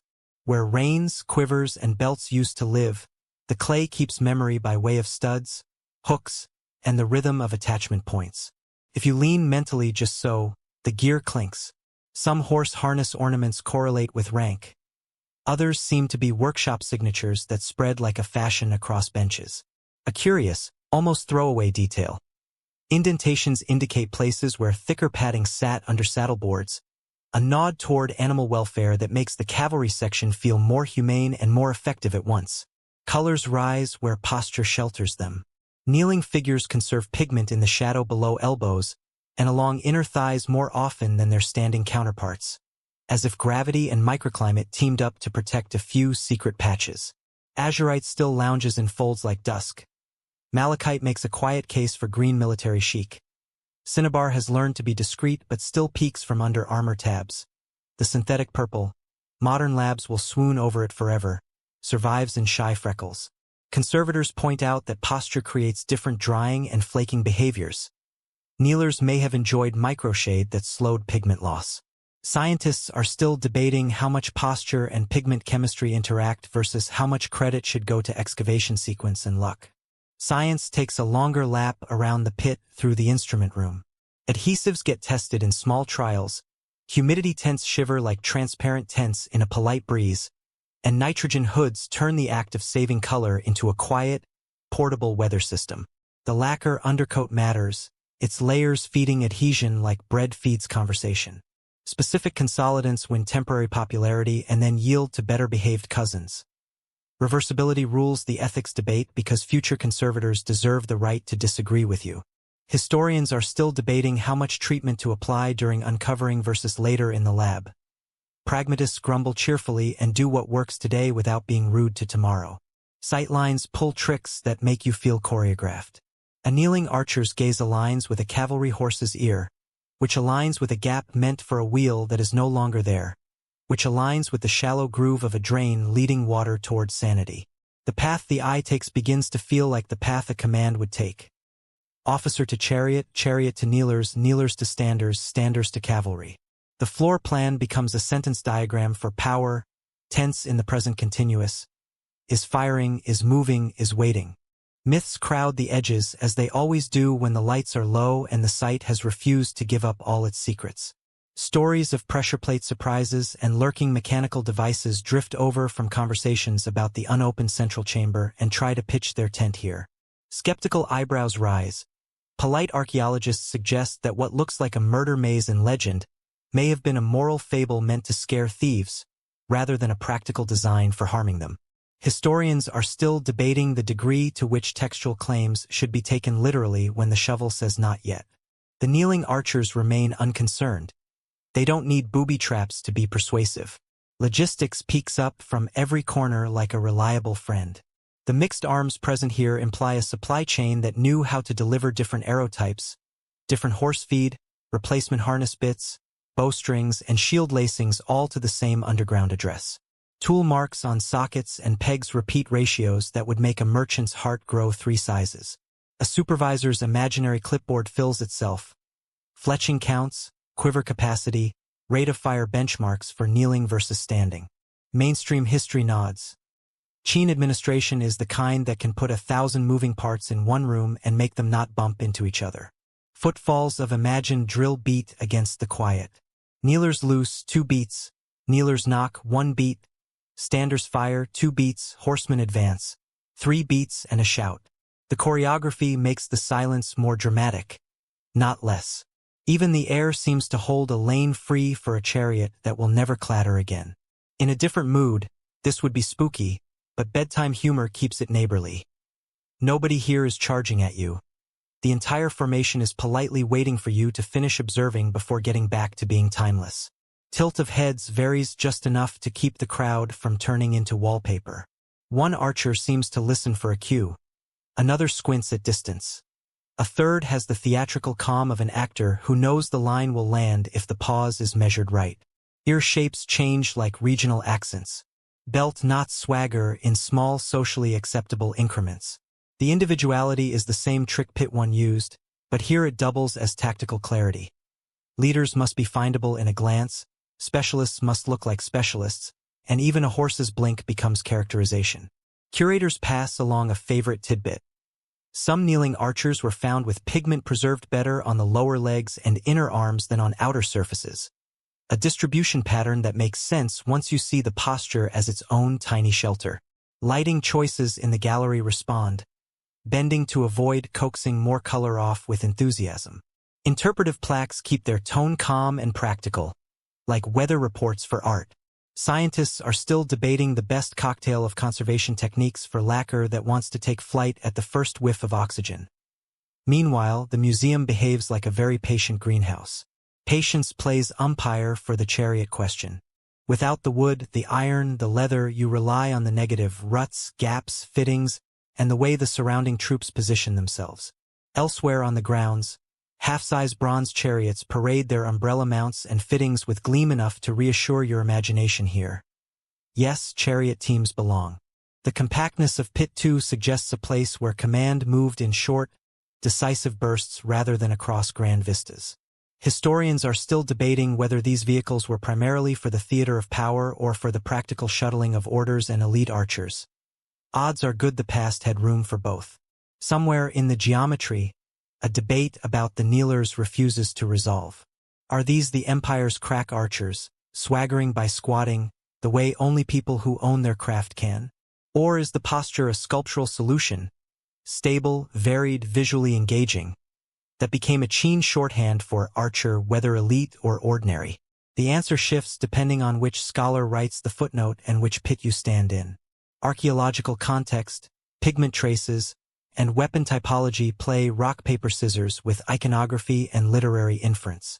Historians are still debating the power dynamics of posture, and that sentence is as satisfying as it is non-committal. Evening-colored memory of drill grounds floats up like a scene the pit remembers from the surface. Picture a meadow just outside Xi'an where instructors call cadence and recruits learn to drop to one knee without turning it into slapstick.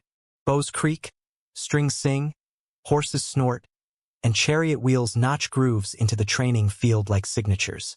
The underground version, more durable and less noisy, keeps that rhythm in storage. If a formation could hum, this one would choose a pitch somewhere between horsebreath and taut string. Memory of materials helps you read joinery like sentences.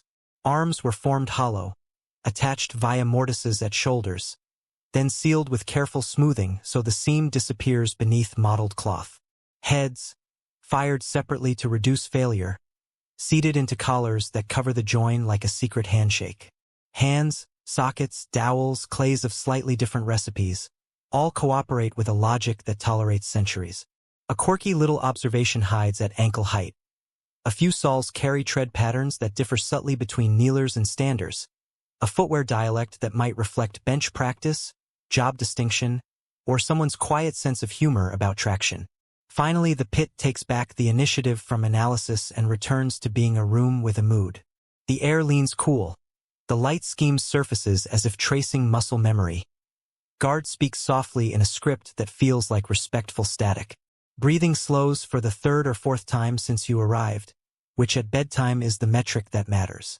The mixed arms harmony nudges your thoughts toward a drowsy thesis. Power feels safest when each part knows its line and waits for the cue without hurrying the music. Beyond the busy choreography of Pit 2, The path narrows and the museum hush shifts registers, as if a hand lowers a volume knob you didn't know existed. Ahead, a compact chamber opens like a secret thought, smaller than the infantry sea and the mixed arms ambush, yet coiled with intention. Floors step down into earthen corridors that sketch a tight plan in the soil, and the air carries that quiet that leaders borrow before speaking, a preface in silence.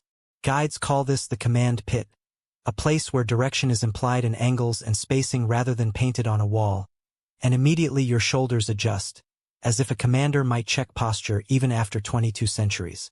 Inside the T-like geometry, narrow stem, broader crossbar, the layout asks you to read it like a sentence diagram. One single entry suggests control, not crowding. A lateral space near the back hints at where a chariot once stood under a canopy. The fronted niche arranges statues as if a briefing were about to begin. You feel contained rather than compressed. Corridors operate as clauses, each figure an active verb, each pause a comma. If Pit 1 felt like a thesis on mass and Pit 2 like a paragraph on timing, this chamber behaves like punctuation that can change the meaning of the whole page. Closer to the front, a cluster of higher-ranking figures receives your gaze with that nonchalant inevitability power tends to cultivate. Hairstyles stiffen into status. Caps sit higher. Armor plates refine their patterning. Belts sport hardware that practically says, "Don't ask me to lift anything heavy. I have plans." Hands angle toward command gestures rather than weapon grips. Index fingers leading, palms open, wrists relaxed in a manner that suggests vocabulary more than violence. Where rank stands, distance respects it. The spacing around these figures reads like personal space enforced by etiquette rather than rope. Wooden fittings once framed a chariot that now lives mostly in inference. Stains where spokes rested, surviving bronze for hubs and linchpins, mounts for an umbrella that doubled as authority and weather sense. Lacquer whispers from fragments. Shy flecks clinging to places the air was late to reach, and the imagination fills in curved ribs, stretched canopy, a tassel doing quiet politics in a sheltered breeze. The vehicle's footprint is proportioned like a movable stage. Officers would have stepped up not only to be seen but to see height as a tool for reading a field and sending orders down the chain without shouting like a fishmonger. Rank inscribes itself into headgear and hair with the kind of confidence that assumes recognition. Caps carry squared fronts and proud seams. Some knots tilt with managerial ease. Armor patterns tell a second story. Fish scale plates on one figure, rectangular lamellae on another, each laced in a logic that announces role before anyone bothers with introductions. Even mustaches obey tone. The officer ideal here is crisp and composed, the facial hair neither rebellious nor shy, the sort of grooming that says the barbers of Xi'an enjoyed job security. Your eyes ping between these clues like a courier on a short route, building a mental roster of who outranks whom without needing subtitles. Signals take the scene from statues to systems. Gaps that look like negative space become lanes for messengers. A low plinth seems born to host a drum. A square at the side suggests a banner's home, a vertical sentence that wind could read. Banners matter in an army that likes order, colors and characters stitching hierarchy into fabric. Ears begin to imagine sound. A drumbeat traveling cleanly, a bronze bell folding air into intervals, a chariot while sending a small hum to the ankles of waiting officers. Nothing moves, yet everything seems ready to move in the same direction with the same mood. Historians are still debating whether this pit functions as a true command post, a headquarters frozen on a good day, or a ceremonial sanctum that dramatizes authority without needing to mimic every logistical detail. One camp points to the chariot, the narrow entry, the dignified spacing, and declares, "Command." Another emphasizes ritual arrangement, theatrical calm, and the absence of workaday clutter, countering ceremony. A third, less argumentative choir proposes both at once, because the early empire loved to braid practicality and symbolism so tight you'd need tweezers to tell them apart. Delightfully, the clay refuses to settle the argument. Acoustics become a character once your mind remembers that leaders speak. Earthen walls soften echoes, dampening stray notes so sentences can land neatly inside a circle of listeners. The ceiling that once roofed these corridors, timbers, reeds, earth, would have turned voices warmer, rounder, easier to carry without force. A whisper here feels potent, not secretive. Authority doesn't need to shout when the room itself acts like a collaborator. The silence that remains behaves like a rehearsal space cooling between acts. Script still present in the air even as the actors hold very still. Pigment persists where the light behaves kindly. Under collar edges and along sash folds, azurite and malachite linger like heavily edited dreams. A blush of cinnabar warms a cheek that may once have seemed sunlit even underground. That famous synthetic purple turns up in small patches with the kind of allure that tempts conservators to set up tiny tents and babysit color like a rare houseplant. The command cluster wears paint slightly better than foot soldiers not because rank attracts chemistry, but because posture and microclimate and excavation sequencing conspired to help here and hinder there. Scientists sketch charts. Visitors just whisper wow and take a respectful step back. Inscriptions tuck into liminal places with administrative politeness. A character near a wrist seam, a set of marks beneath a sole, a compact signature on a belt interior. Workshop teams leave breadcrumbs for supervisors and successors, quality checks, production batches, accountability with a human accent. You trace those marks with your eyes the way readers trace footnotes, not interrupting the main argument yet unwilling to ignore the quiet proof that many lives touched the clay long before you did. Historians are still debating how to decode every set. Some look like names, others like unit identifiers, but the habit itself is a relief. Order does its best work when it leaves receipts. Doorways, where they once stood, shrink and expand the story in equal measure. A single controlled entrance implies guarded access, perhaps a physical gate, perhaps a human one with a respectful stance and a list in hand. Flanking recesses frame the thought of aides-de-camp, scribes carrying bamboo slips, runners with legs ready for the sprint but eyes trained on the commander's lips. Thresholds matter in spaces that filter urgency. A war plan behaves better after a pause. Orientation lends the room a touch of cosmology. The pit acknowledges the east with its own small bow, echoing how other ranks face sunrise and remembered danger. Yet the crossbar of the T holds a different kind of confidence, lateral space that feels like the breadth of consideration, the ability to sweep attention across flanks. Early imperial ideology liked its directions to mean things. North could speak of authority, south of ritual approach, east of renewal and vigilance. Whether the pit's exact angles match a textbook is part of the ongoing scholarly sport, but the grammar of direction hums anyway. Administration shadows the statues with a soft, efficient smile. Standardized script would have ruled any written orders in this room. Standardized measures would have calibrated supplies. Standardized axles out on the roads would have received the decisions made here with the comfort of grooves that already understood.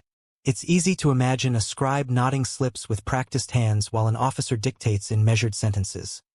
Crisp, unadorned, the way good logistics likes its prose. Mainstream history takes a bow at this point. Qin governance didn't simply issue commands. It engineered the pathways that carried them. Messages in a command environment move like water in well-cut channels. Flags fly meaning to the eye. Drums and horns deliver rhythm to the body. Couriers turn written lines into motion. The chariot, parked like a punctuation mark, extends reach with a graceful economy. Step up, rise above the heads, look, decide, descend, dispatch. Even underground, lanes imply messengers, and the spacing around the command group reads like an airport that never delays. You can almost feel the paper weight of a bamboo slip in your palm, the rope burn of urgency on your heel. Hardware preserves the texture of authority. Crossbow triggers, those 5-piece bronze assemblies that make engineers beam, might not cluster here in stacks, but the few that have surfaced across pits remind you that orders rely on parts that behave. Fittings from reins, studs from belts, umbrella mounts from chariot canopies. Together they articulate a grammar of control where metal does the small work so minds can do the big. A room that plans needs nothing flashy. It needs reliability, and the surviving bronzes hum that tune under the glass. Umbrellas entertain as both practical shade and social exclamation point. The mounted canopy on a command chariot says rank without spilling a drop of ink.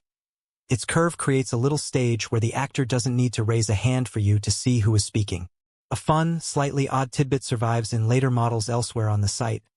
Umbrella height correlates with status in a way that would make modern office chairs jealous. lift the canopy, lift the rank. No one would confess to measuring it, but the eye measures anyway, pleased when the world aligns in visible hierarchies you can point to without footnotes. Horses stand with the composure of colleagues rather than equipment. Heads tilt at an angle familiar to anyone who has tried to tie a bowline with an audience. Ears forward, nostrils ready, mouths closed in workday solidarity. Harness fittings map imaginary lines to leather that once spread the load fairly. Traces near the withers hint at padding that made the job bearable. In a command space, the animals share the dignity. Half the plan is moving the plan, and the horses are the verbs that make go possible. Conservation treats this room like a patient with a famous surname. The compactness helps and hurts. Microclimates are easier to stabilize but less forgiving when something goes wrong. Nitrogen tents pop up during delicate moments like polite ghosts, and humidity control becomes a choreography of machines that hum like monks who discovered electricity. Adhesives are chosen with reverence and a hint of paranoia. Reversibility rules because future conservators deserve to disagree politely with today. Scientists balance boldness with patience, and the room rewards them by keeping secrets a little longer without turning sulky. Speculation walks in around the edges and sits politely until invited to speak. Could these figures include ritual officials rather than purely military staff, keepers of omens, readers of calendars, specialists in the theater of timing? Might the chariot represent not just mobility but legitimation, a portable stage for authority to enact itself? Archaeologists play the game with restraint because the shovel remains the final editor. Historians are still debating which interpretive lens foregrounds the fewest assumptions. Meanwhile, the pit makes room for more than one story without losing its central calm. Imagine the moment the meeting begins. A runner arrives from the mixed arms detachment with a slip tied in confidence knots. A drummer offers 2 measured beats, enough to bring eyes without bringing alarm. The officer on the chariot steps down, speaks 3 sentences, a direction, a contingency, a line about timing. Then gestures, a movement crisp enough to be heard even in silence. The kneeling archers you left in pit 2 wait for their cue. The cavalry's horses think in diagonals. The infantry's breath settles into the rhythm of lanes. And in this chamber the verb becomes present tense. Go. Meaning stretches beyond tactics without breaking. A command pit underground implies continuity above. The empire does not imagine its authority evaporating with the emperor's last inhale. It imagines the same structures persisting in a parallel ledger. The figures here guard more than a person. They guard the idea that decisions can be made cleanly, that information can travel, that order can resist both weather and memory's drift. If Pit 1 is the promise of strength and Pit 2 the promise of coordination, this room is the promise of composure. Quiet returns like a verdict that prefers kindness over drama. Breathing gets shallow but not anxious. Shoulders drop a fraction. Minds settle at the idea that a plan exists and knows your name. On the way out, a final glance catches the curve where chariot canopy once threw shade over decision, and you understand why this space hums at bedtime frequencies. Leadership here is not thunder. It is measured speech in a room that holds its end of the bargain. Walking back toward the brighter hall, a smile sneaks in because an army that whispers its commands is oddly good company for sleep. Along the corridor that leaves the command chamber behind, display light gathers itself into a calmer gold, and a new cast takes the stage. Clay steeds with taut flanks, bronze fittings that whisper in metallic vowels, and half-sized chariots whose very shadows seem engineered. A hush different from the infantry halls hangs here. Less battlefield, more workshop symphony. So the mind naturally lowers its voice. Without announcing it, the space invites a kind of listening that uses the eyes, and once that switch flips, every rivet and rein ring begins to hum. Bronze horses step forward first, not life-size but vividly alive. Heads angled as if a stable hand just clicked a tongue off stage. Cheek pieces flare with ornament humble enough to be practical and proud enough to be noticed. The bits hold their confident geometry. Nostrils open in a breath that metal somehow learns to imitate. When you lean in, the surface records tooling marks like a diary in short sentences. Scraped, chased, smoothed, each verb a reminder of hands that decided where shine should pause and texture should speak. A guide might call this fidelity, but your bedtime brain calls it kindness. Even a model horse deserves a believable breath. Chariots wait behind them, half-size and wholly persuasive, two contrasting characters in the same story. One stands high and spare, a platform for standing command, canopy above like a cool idea made visible whilst poised to read the ground. The other comes cushioned and enclosed, a carriage with windows that suggest conversations rather than proclamations, more private road than parade. Their scale fools no one. Detail outweighs size, and the metal seems to remember weight the way a favorite coat remembers a shoulder. You picture the emperor's afterlife commute conducted with weather-appropriate shade and the engineering to back it up. Details gather until they turn into a lesson. Umbrella mounts rise from the chariot frames with that effortless curve only a strict geometry can deliver. Their sockets promise the easy click of fits in a world where almost everything was designed to cooperate. Rein rings align along a drawbar in intervals that teach rhythm to the hands, and the harness studs map where leather once spread the load fairly across a horse's chest. Even the hubcaps hold a kind of restrained flourish, as if the wheels insisted on dignity without demanding the soundtrack. If a vehicle can have posture, these do, and the posture says, purpose first, but let purpose dress well. Elsewhere in the hall, a pane of glass shelters an array of fittings as tidy as a calligrapher's brush roll, linchpins, belt studs, umbrella ribs, mounting brackets for lanterns whose light now belongs to the imagination. Touch is forbidden, but measurement happens with the eyes anyway. The proportions conscript your sense of rightness until everything feels inevitable. That's standardization doing its good work, and beneath it, the hush of hundreds of choices aligned in a consensus you can almost trust with your paycheck. From a few paces back, the horses regain their narrative voices. Ears tilt toward a command you can't hear. Manes lie in orderly bands that pretend to move when your own breath shifts. Mouths close on the bit with a tolerance that speaks of training and a diet both sufficient and unsentimental. If the infantry pits are a thesis about people moving together, this gallery becomes the footnote that proves mobility knows manners. You find yourself standing a touch to the side as if to leave the lane free. Good design teaches courtesy without a lecture. Gleam, when it belongs to bronze that has traveled centuries, becomes its own emotion. The alloy's color here leans warm, hinting at a high tin recipe that loves polish, though soil histories complicate any firm claim. Surfaces are not mirror bright. They are story bright, the kind of shine a craftsman chooses after thinking about light in a room, not sun on a battlefield. Conservators would remind anyone inclined to romance that coatings and later treatments also play roles. The science stays humble while the eyes enjoy themselves. Historians are still debating whether some surviving sheens are deliberate anti-corrosion films from antiquity or the happy accident of burial chemistry. Horses in clay share the room's attention without sulking. Life-size steeds from the pit stand nearby with that steady, workday stamina sculptors give to beings who cooperate with weather. Their cheeks carry traces of pigment where straps would have rubbed a gentle line. Eyes avoid theatrical drama, choosing the composure of animals with better things to worry about than applause. When you drift between bronze and terracotta, the conversation across materials becomes a duet. One sings in durable metal about engineering bravura. The other murmurs in fired earth about patience and posture. In profile, the half-size wheels suggest sentences about travel. Spokes radiate with restraint, neither too many to look fussy nor too few to look nervous. The rims wear an authority that makes you feel a road under them even when there's only polished floor. Axles speak to those standardized ruts you met in Xi'an, shared measurements that let distance behave. And whether or not every groove in the empire truly matched, the idea is persuasive enough to carry a story. Stand long enough and the wheels begin to imply both parade and pursuit, the two favorite moods of power on the move. Just where the drawbar meets the team, rings and clamps create a dictionary of attachments. These are sentences built out of circles and pins, and the grammar makes load paths into something you can read with your fingers. If only the glass would cooperate. The arrangement tells you how force flows from horse to frame. The redundancy tells you someone wanted forgiveness built into the system, the way good bridges forgive gusts.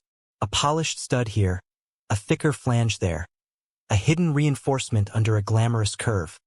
Together they whisper that reliability is a virtue worth putting on stage. Keen-eyed visitors notice tiny asymmetries that belong more to honesty than to error. A rivet sits off-axis by a sigh, A rim line drifts the way rivers do when left alone with time. A curve responds to function rather than compass, satisfying the hand before the ruler. Those microvariations carry a memory of the human body.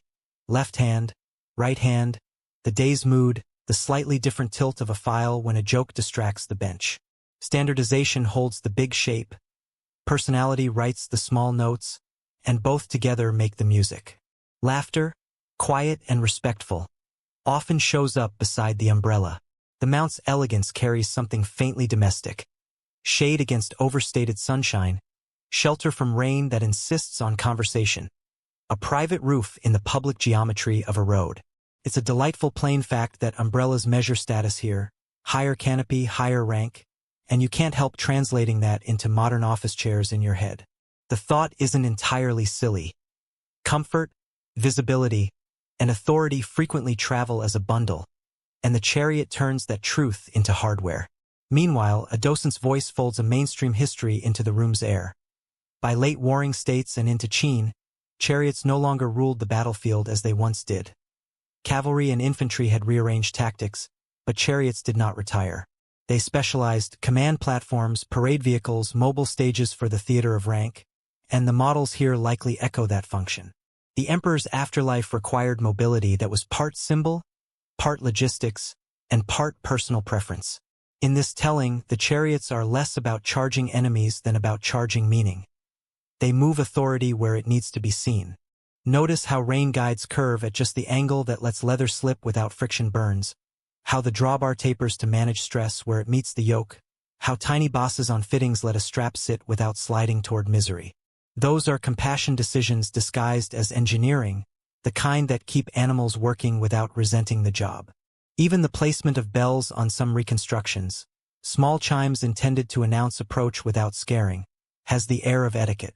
A horse appreciates manners as much as a court does, and the hardware here respects that truth. Over near a schematic, a cluster of kids points at a cross-section of a wheel hub, where layered sleeves and caps make the case for maintenance as an art form. Grease grooves promise long, quiet miles. Replacement logic whispers from the way parts separate cleanly for repair. Maintenance narratives tend to yawn in most rooms, but here they glow. A vehicle intended to serve an emperor in perpetuity must plan for eternity one bearing at a time. The romance of bronze deepens when it chooses not to surprise you. Perhaps the most curious flourish hides in the small windows of the enclosed carriage. A suggestion of ventilation that balances privacy with comfort. Slats would have cut glare and rain while letting a breeze wander in. A seated figure could notice the world without needing the world's eyes. Paint traces turn up here and there on the bronze skin. Subdued patterns rather than shouting color. And once again the ethics of conservation answer with gentle restraint. Scientists keep the glass cool and the humidity precise. Visitors keep breaths soft. Historians are still debating whether these vehicles were primarily parade splendor or practical projection of royal authority. And the debate passes right by those little windows, nodding politely. Questions multiply in the generous way good objects permit. Were these chariots precise copies of contemporary vehicles or idealized composites meant to itch the emperor's favorite aesthetic? Did the canopy height and carriage silhouette encode a court protocol immediately legible to anyone with the correct upbringing? Could any of these fittings have been designed to creak intentionally, just a little, so a dramatic pause would arrive on cue? Scholars answer with percentages rather than certainties. The material keeps its last laugh, and the laughter is affectionate, not mocking. Riders, in clay and in inference, complete the scene with muscle memory that travels well. A charioteer's hands know the distance between rein guide and bit. A guard stance angles to face a crowd while keeping one shoulder toward the axle for balance. A groom imagines how to soothe a nervous horse near a bright umbrella. Those postures are not in the bronze itself, but the fittings invite them like cues. When you picture the ensemble moving, your mind's camera chooses a speed closer to walking than to racing, which seems exactly right for authority that prefers everyone to admire the route. Sometimes a small, odd fact sneaks in from the technical labels. Certain studs show traces of gilding or of inlaid silver wire so thin it might as well be a whisper. Ornament adds no horsepower and yet insists on itself, the way a ruler might insist on a tasteful border for a proclamation. The understatement feels calculated. The emperor's carriage wants to look inevitable, not loud. You smile at the restraint because restraint itself glows, and bedtime loves glows more than glares. Technically minded eyes find delight in the rivet counts that climb into the thousands. A figure mentioned on a placard, tens of thousands of parts across both chariots. Sounds like myth until you start adding out loud. Spokes, sleeves, clamps, ribs, studs, pins, rings, hinges, brackets, plates. Each piece solves a small problem well enough that the big problem, move authority, vanishes behind the calm of competence. Standardization again plays hero. If a bracket fails, a cousin bracket waits its chance to belong. Under the spell of this room, time slides around corners without tripping. It becomes easy to see how the mausoleum's engineers treated the afterlife as simply one more jurisdiction requiring excellent transit. Roads above ground run to checkpoints and courier stations. Lanes below ground carry symbol and ceremony on vehicles that make their own weather. An army guards. A chariot arrives. A plan becomes motion. The emperor sleeps, and the machinery of appearing continues to work on schedule. Visitors keep their distance by instinct rather than rule. Something about the geometry, drawbar length will span, shoulder width of bronze horses, creates a bubble of hospitality that stop signs could only dream of producing. A docent tells the story of a time a carpenter came here and cried quietly for 5 minutes, admiring the choice to slightly chamfer an edge that only a hand would feel. The chariots make engineers tender and poets competent. That's a rare trick in any medium. Weight, both literal and symbolic, presses without pressing. Bronze as a material carries the authority of sounding deep when struck. Temple bell logic, bellies of sound, and here that resonance converts into visual gravity. Merely thinking about the mass persuades the body to stand a bit more upright, the way one does before a still river that holds the sky. The vehicles would be heavy even at half scale. Heavy objects with excellent balance often feel lighter in motion, and that paradox tucks itself under your ribs where good bedtime paradoxes belong. Xi'an sneaks back into the narrative through the axles. Standard widths up there make a promise these chariots can keep down here. The empire likes its distances compatible and its wheels in consensus. Whether or not real ruts matched a legal ideal, the principle remains civilizing. Anyone who has tried to push a cart across mismatched thresholds understands the comfort of agreed widths. If celestial bureaucracy exists, it probably measures in the same units all the way across. Yet the room refuses to become a lecture. Humor plays footman to dignity. One horse's ear angles with so much personality that a sculptor's grin must have survived the casting. One umbrella rib invites a question no label answers. Did it squeak in the gentle way beloved old furniture squeaks? A child asks where the horn goes to honk at intersections, and the docent, to their everlasting credit, answers, here. Tapping a bracket that once held a bell with a grin worthy of a charioteer. The gallery keeps its bedtime contract. Learn enough to sleep better, smile enough to drift. Among the ranks of silent figures, one face holds a visitor longer than the rest. The eyes carry a steady look that feels like habit rather than performance. The mouth rests in a line shaped by long days instead of ceremony. A short mustache lifts at the ends in a disciplined arc.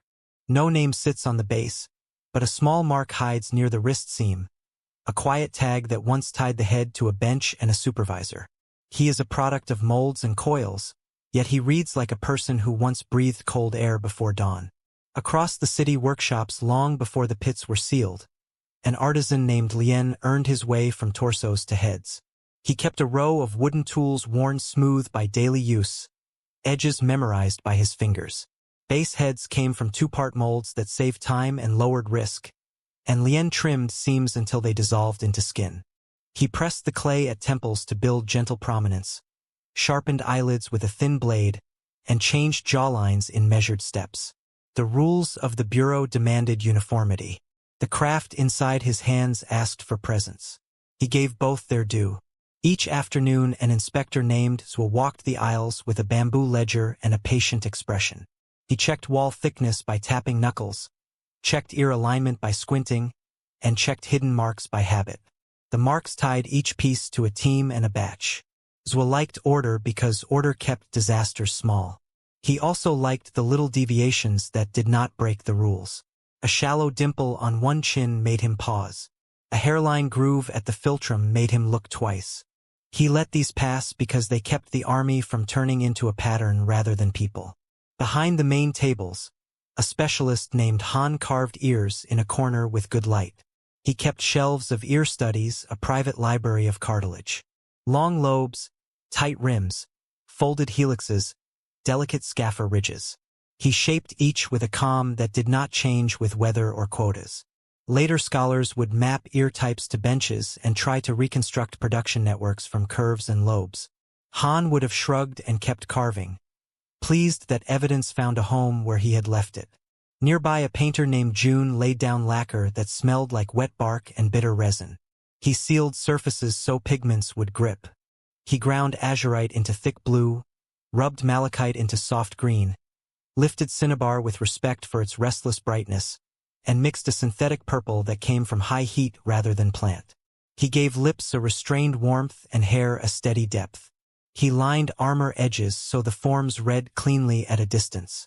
He worked in layers because layers survive trouble better than single coats. He did not know that centuries later air would steal much of his color in a matter of hours. Under a shed roof near the workyard, a garrison soldier named Chang sometimes stood while bench teams studied posture. He held a spear, set his shoulders, and looked past the wall because that was how drill trained attention. His left foot rested a fraction forward of his right. His belt rode a hand's width above his hip bone because that was where weight felt honest. The bench recorded that balance without copying his face. Historians are still debating whether the warriors echo real soldiers or ideal types built from measured habits. The clay does not settle the matter and remains generous enough to hold either reading. At the kiln yard, a master named May treated failure as a teacher and not an insult. She fired heads separate from bodies to limit cracks. She stacked shelves with space for heat to travel. She listened for the pulse of the chamber and read it by ear. A dull note meant moisture still lived inside the walls. A clear ring meant the clay had finished its change. She refused to rush cooling, and she rejected any rim that warped. She liked the moment when a head seated into a collar and the seam disappeared under mottled cloth. She treasured that join because it turned assembly into birth.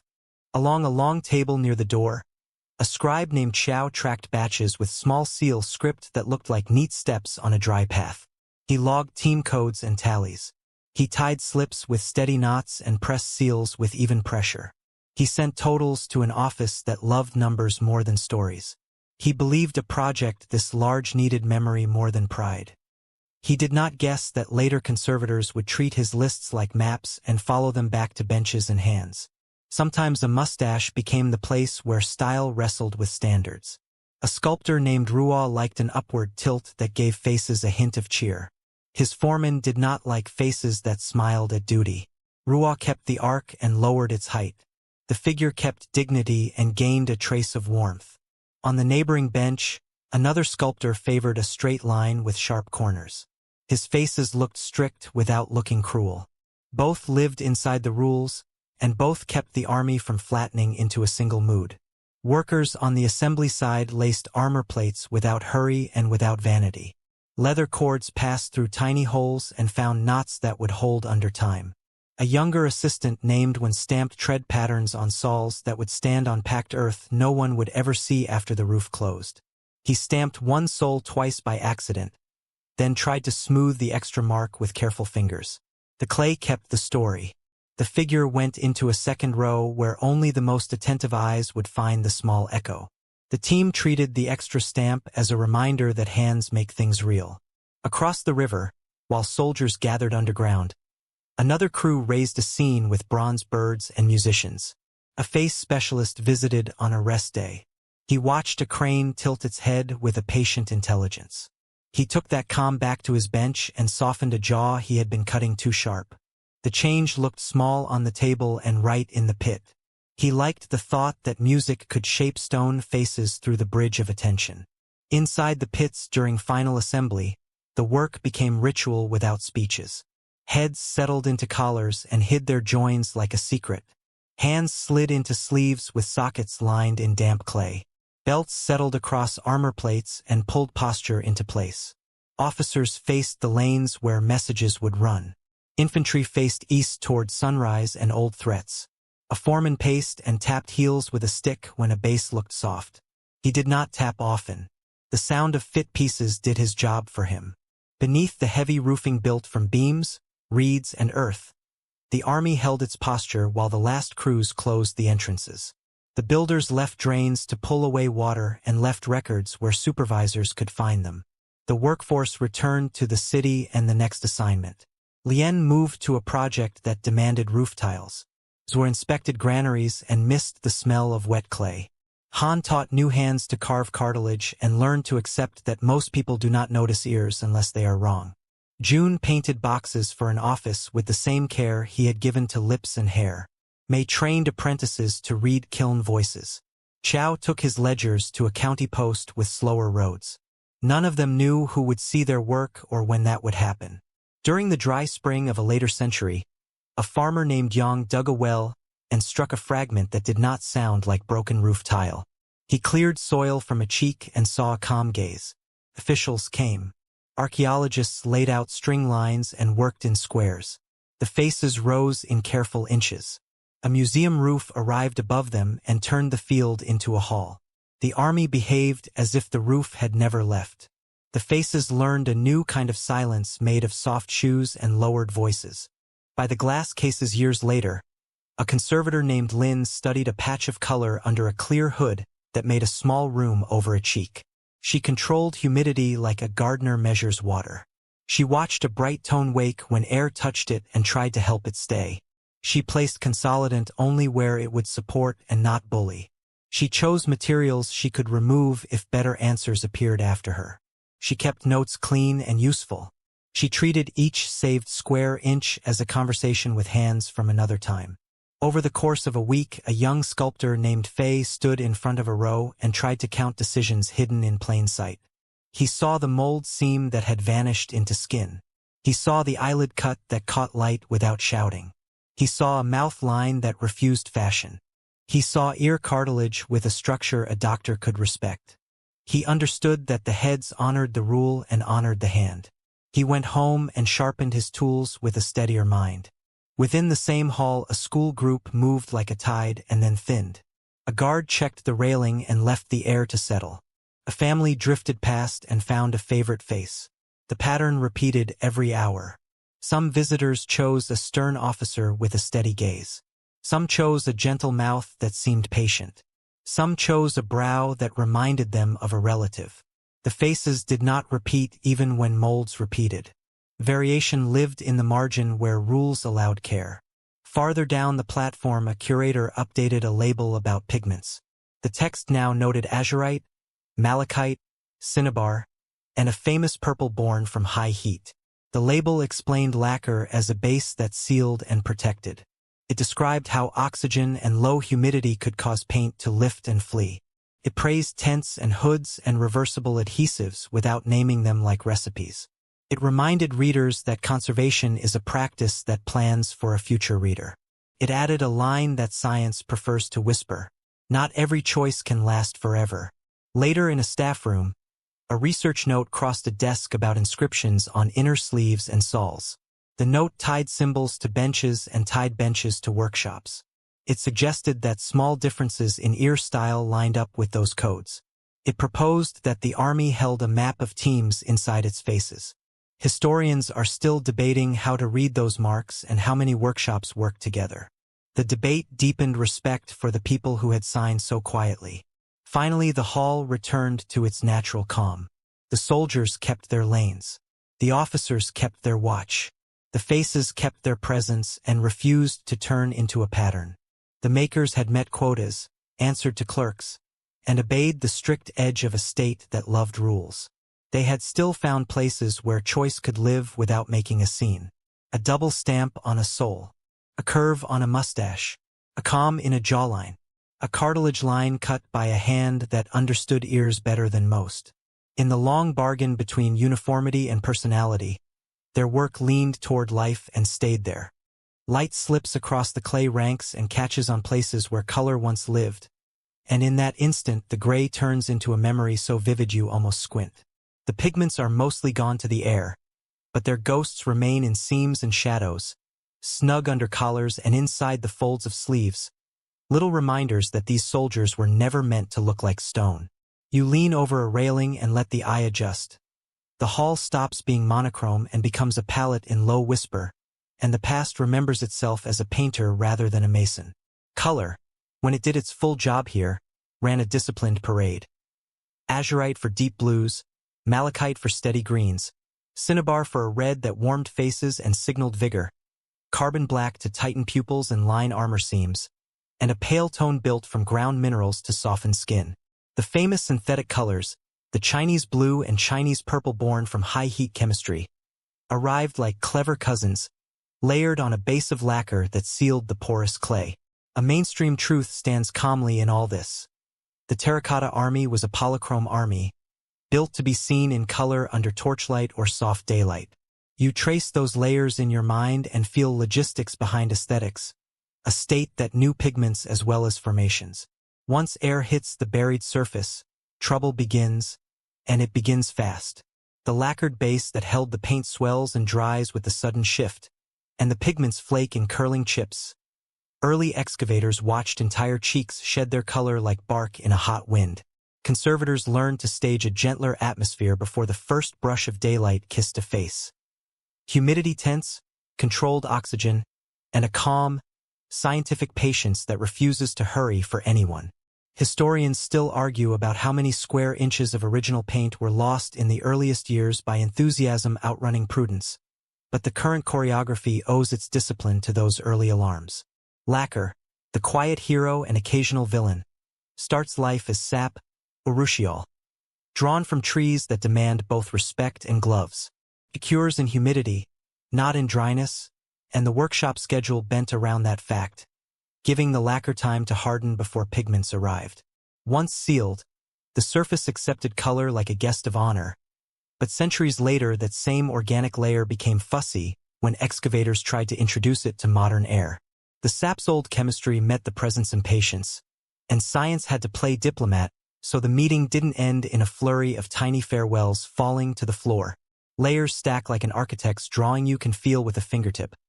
Clay body hollow built in coils, a slip to smooth the pores, lacquer brushed until the shine turned confident, pigments bound in animal glue or plant gums, and sometimes a final wash to settle glare. The sequence reads like a recipe repeated until muscle memory took over, each step agreeing with the next so the soldier could keep his dignity even in the front row. Mainstream scholarship neatly notes that the Qin favored system as much in paint as in law. A quirky footnote notices thumbprints frozen in primer where a painter steadying a face left a signature no inspector would ever find. Purple, the celebrity of ancient labs, came from furnaces rather than flowers. A barium copper silicate born when artisans coaxed sand, mineral, and flux into crystalline order. Side by side with its sibling blue, it signaled a workshop comfortable with high temperatures and precise ratios, a knowledge base that usually sits beside glassmaking stories. The debate that rides into the room with that color never quite dismounts. Did such chemistry travel along early routes of exchange from Hellenistic realms? Or did Chinese artisans arrive at it independently by solving local problems with local genius? Historians are still debating whether similarities reflect teaching or coincidence, and the polite answer tonight is that fire makes good ideas in more than one place. In the painter's quarters that live in your imagination now, brushes hang with their bristles trained to fine points, and palettes rest in shallow bowls that remember the day's mixtures. A line painter moves down a row and lines pupils so they read at a distance. Another shadows the lower lip with restraint. Another picks out folds on a sleeve so cloth looks crisp rather than stiff. Each bench repeats the moves that inspection likes, and inside that narrow lane of repetition individuality sneaks small joys. A brow hairline that implies concentration, a belt edge that catches light without boasting, a mustache taught not to grandstand. Details on equipment take color the way a map takes ink. Armor plates get a darker tone along edges so the pattern reads clearly. The laces shift hue just enough to separate layers without breaking unity. Shoe soles turn sober to ground the figure visually and physically. Officers receive sharper contrast and a polish in the lacquer that would catch lantern light. Infantry get practical finishes that favor legibility over theater. Some curators suggest rank coding in subtle chromatic differences, while others caution against reading too much protocol into small samples. Historians are still debating how formal the color program was, and you enjoy the riddle without letting it rearrange what you already see. Under lab lamps beyond the gallery, a conservator coaxes faint color to speak. Ultraviolet light persuades residues to fluoresce. Raman spectrometers hum a diagnosis of crystalline fingerprints, and cross-sections in resin reveal layer cakes thin as breath. The mainstream point here is simple. Science reads pigments as scripts with alphabets of peaks and platelets. A quirky lab ritual adds flavor. A notebook keeps a tally of nicknames technicians give to stubborn samples. The sleepy azurite, the diva purple, because humor keeps patients from fraying when spectra hide their best lines. Conservators, the air's gentle gatekeepers, stage rescues like weather forecasters, not like heroes. Nitrogen domes lower over a newly exposed cheek the way a bell jars a rose. Humidity rises to a number that lacquer remembers as a good day. A consolidant arrives, chosen for strength in the short term and good manners when future hands need to undo what was done. Debates remain lively around these tables. Intervene more now to keep color where it is, or intervene less to keep options open later. Peel a flake to save it in a file, or coax it to stay on the face that taught it what meaning is. Historians are still debating whether triage at the trench or therapy in the lab is the more ethical theater for saving paint, and the only rule that never budges is kindness. Sources for the palette pull the story out of the room and into landscapes. Azurite and malachite share a copper parentage, mined from veins that sang blue and green long before tools learned to listen. Cinnabar, the red mercury sulfide, arrives with a beauty that keeps its danger polite only if treated with respect. Miners and grinders surely learned the hard way which masks mattered. Lead white shows up less confidently in chat about the pits, but pale skin tones do need friends, and local recipes likely borrowed from broader traditions. A quirky workshop note you can almost hear. Painters joked that lacquer rashes were badges of dedication, and then they washed hands twice and put the joke away. Symbolism, never far from any palette, raises its hand without insisting on a speech. Reds carry life and auspicious heat. Blacks mean sturdiness and authority. Greens lean toward growth. Blues lean toward distance and the coolness of reflection.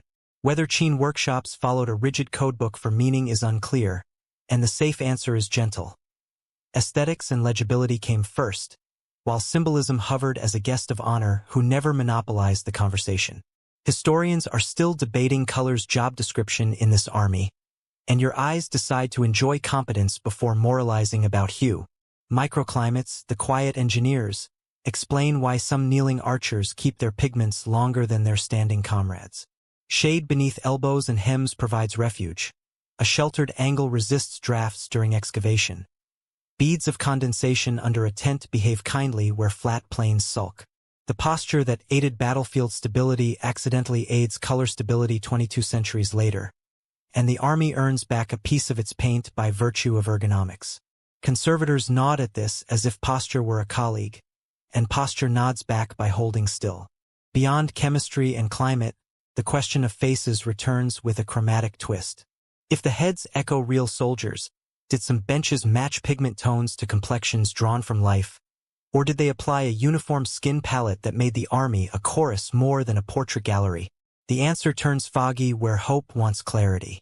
A few patches seem warmer or cooler than neighbors, and that might be artistry rather than identity. Historians are still debating whether these tonal shifts mark real difference or skilled shading. Either way, the result keeps the ranks from looking painted by numbers. Replicas, built to teach, reappear in pop-up shows with fresh polychromy that startles visitors who met the army first in gray. Some viewers call the colors garish. Others call them a revelation. Both reactions make sense in modern light that can be harsh and in galleries that lack the flicker that ancient walls would have provided. Curators quietly remind everyone that pigments seen at full saturation indoors read differently than pigments under smoke-softened torchlight. The debate over authentic brightness has no referee, and the army seems happy to let each exhibit stage its favorite lighting without writing letters to the editor. Brushes, which spend most of their lives behaving, leave behind little mischiefs that later minds cherish.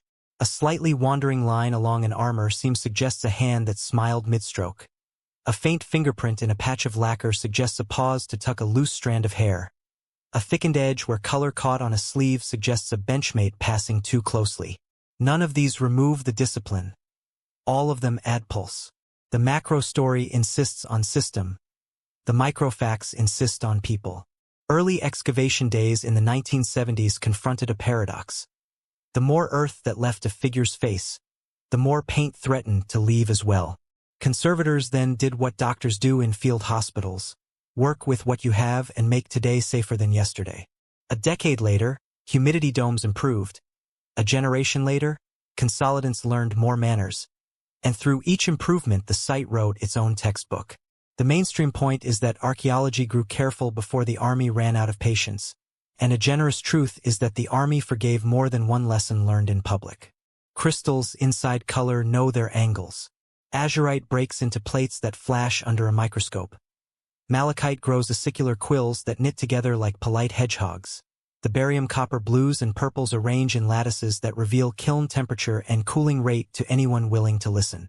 Bond those to lacquer and glue, then sandwich the stack between clay and a world that refuses to sit still.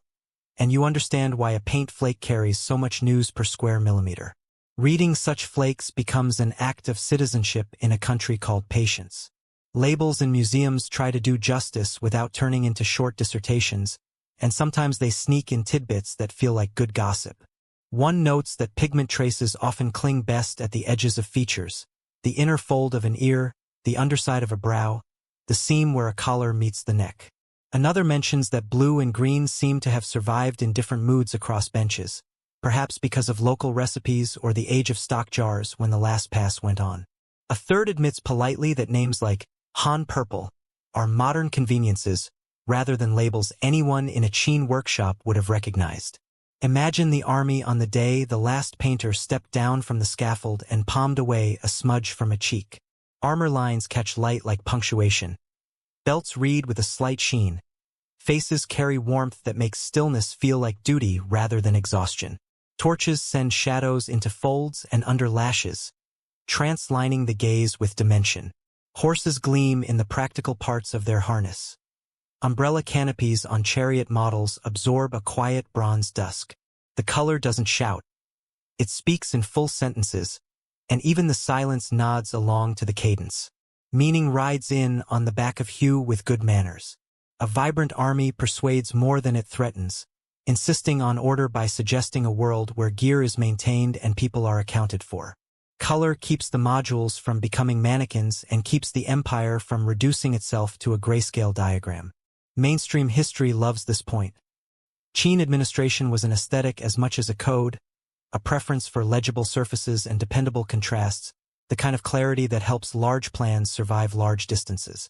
Future tools stand politely in the corridor, waiting their turns.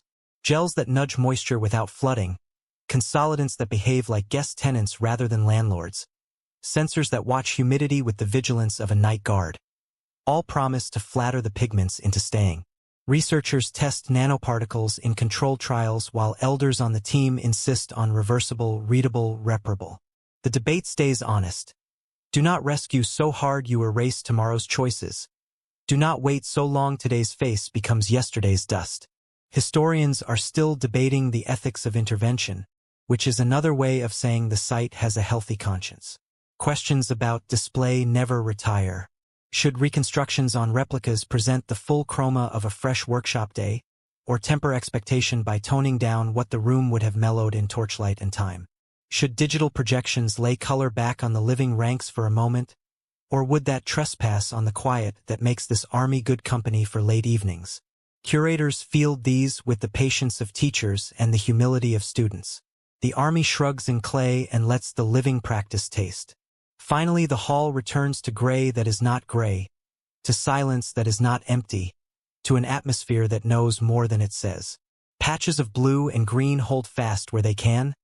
Reds and purples blink shyly from angles that feel sheltered, and black sits steady as a sentence that refuses to wobble. You breathe in a way that makes the body heavier without making the mind noisy. Somewhere lacquer finishes curing for the 10,000th time in your imagination. and a brush lifts from a lip with a confidence that feels earned. The color is not gone. It has moved into the story, and the story keeps watch. Workshops stir with the low rustle of routine as dawn steals a shade of gray from the sky, and the production line that feeds the pits wakes like a giant with a gentle schedule. Benches stand in disciplined ranks, water jars lean against earthen walls, and tool racks look like musical notation for a song you already know by heart. This is the place where order becomes touch, where policy becomes grip strength, where a clay body learns its manners before it ever meets paint. Under that rhythm, you fall into step without being told, because the room speaks in actions you recognize even if you have never held a loop tool before. Tables hold kits that would make any careful craftsperson nod. Paddles for coaxing walls into trueness sit beside ribs that smooth surface slip into a quiet shine. Fine needles lie wrapped in cloth for venting air through discreet holes so torsos breathe during firing rather than crack in surprise. Wooden gauges, burnished by 1,000 checks, tell fingers when thickness has drifted toward trouble. Every object knows its neighbor's job, and the bench knows that the point is not art for art's sake but an army for a purpose, even when the most visible purpose is patience. Knives with narrow shoulders carve eyelids one pause at a time. Loop tools drag clean arcs into collars so heads seat like a decision you do not need to revisit. Stamps for belt textures and armor laces sit in little trays with edges marked by team codes, their faces mirror smooth from use. A clerk passes and notes which tray traveled to which bench with a glance that has memorized the inventory. The choreography is humble rather than heroic, but humility wins when a project forbids improvisation that would send 1,000 little problems downhill into the kiln. Water meets clay in troughs where straw and fiber lend temper to a body that might otherwise shrink itself into mischief.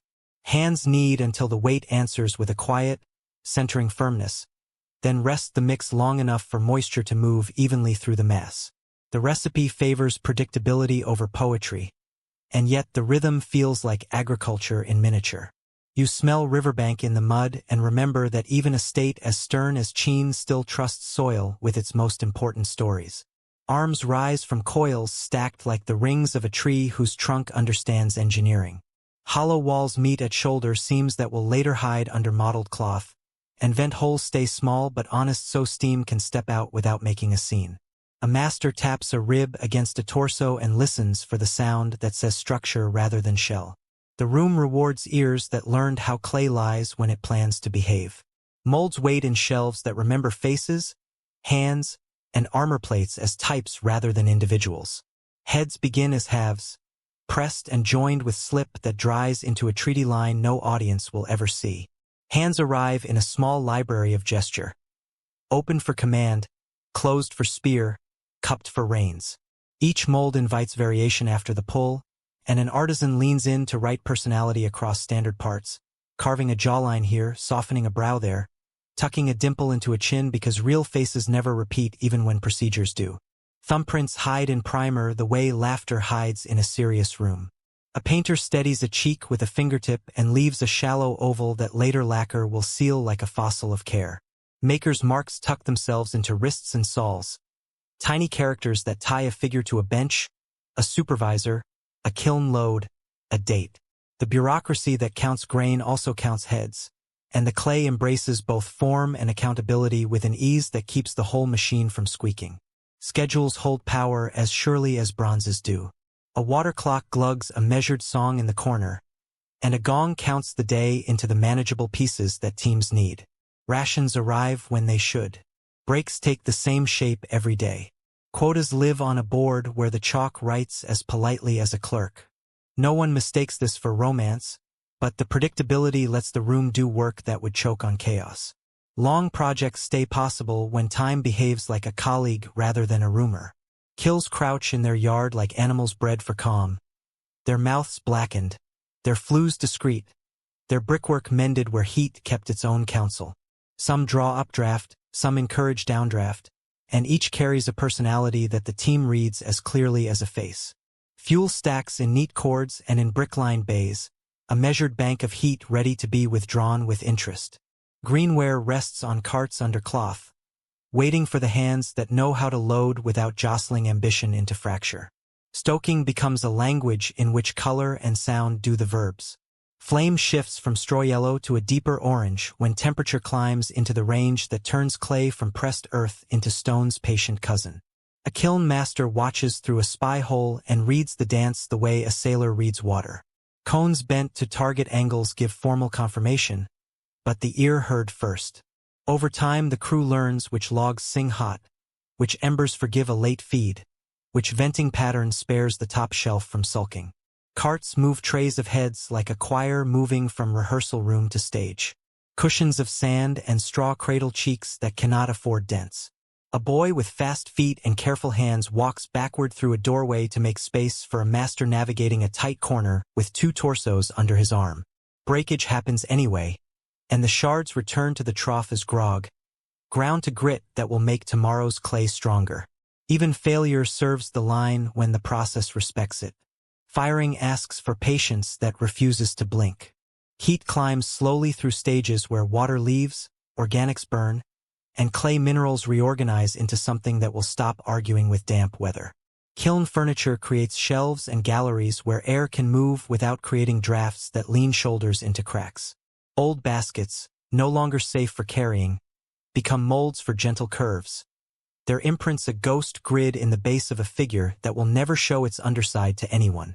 Protective collars and little boxes spare delicate parts from kiln gossip.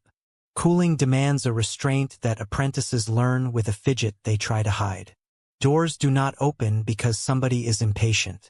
Doors open because the kiln has told the master it is ready. A tap on a rim gives a note that either rings like confidence or thuds like trouble. The first hint of daylight paints the cooled interior with colors that do not belong to pigment but to satisfaction. Pieces come out with a dull sheen that promises to take lacquer well. The yard breathes as one organism and makes room for the next load. Gloves thin with lacquer residue slide over fingers that know not to rush. The first sealing coat fills pores so pigments later will not sink and sulk, and a second coat builds the confidence the color needs. Joints receive a thin slip that seats arms into sleeves and heads into collars, and a carved fold removes the evidence. Touch behaves like grammar here. Every movement governs what the next can do, and a poorly placed thumbprint is an unkind adverb no one wants to edit out with sandpaper. Lacquer rashes, the rude tax paid for working with urushiol, visit hands that forgot a sleeve for 1 hour too many. Remedies live in jars beside brushes, and a supervisor who learned the hard way keeps a bucket of clean water and a habit of reminding. Sap from one season behaves slightly differently from sap in the next, which means drying rooms adjust humidity a notch this way or that. The material enforces an education in temperament and climate, and the workshop becomes a school for listening. Weapons settle onto tables with the authority of objects that answer to geometry more than to mood. Arrowheads pile in measured numbers. Spearheads line themselves by length. Ferrules wait like punctuation. Crossbow triggers, cast as 5-piece assemblies, wink the promise of interchangeability that logisticians dream about. Some blades shine as if they have learned a trick against corrosion, and metallurgists will someday argue whether that shine came from deliberate treatment or from soil that behaved like a surprise ally. The soldiers take the metal and make it look inevitable. Makers write as quietly as clerks and as stubbornly as artists. Inscribed marks near wrist seams, undersoles, and along the interior of collars say this came from our bench, from our day, from hands we can name when the inspection asks the question. A trail of characters in a recurring sequence ties to a tool set with a scratch across the handle that only one team carried. Later analysis will trace networks out of these crumbs. For now, the system simply works because accountability sleeps under every sleeve.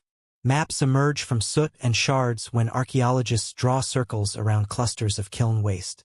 Some scholars favor the idea of primary kiln fields close to the pits, arguing that moving greenware too far invites heartbreak the payroll does not want. Others point to evidence for hub-and-spoke production across villages that specialized, sending parts in wagons under canvas for assembly near the mausoleum.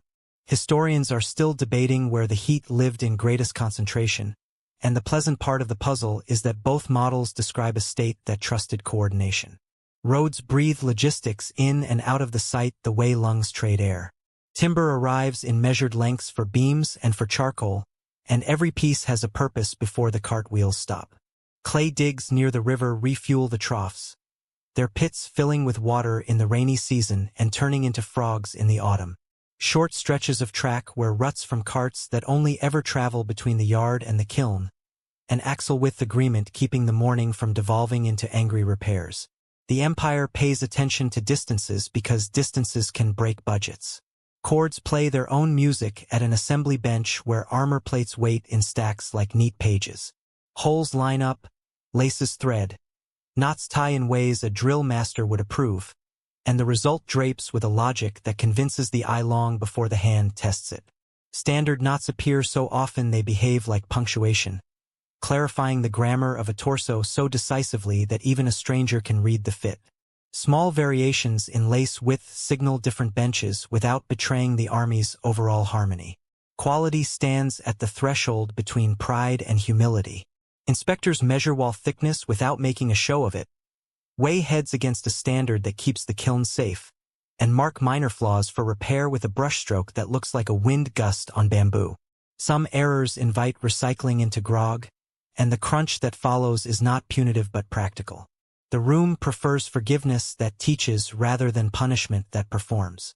Repairs fix hairline cracks with slivers of clay and with backer patches that act like stitches under skin. A misset hand comes out and goes back with a whisper of slip and a firmer seat. An ear with a chip becomes a new ear with cartilage modeled more carefully than the first. The ethic says the finished work matters more than the embarrassment of a moment, and teams learn that the pride worth having is the pride that puts the piece above the person.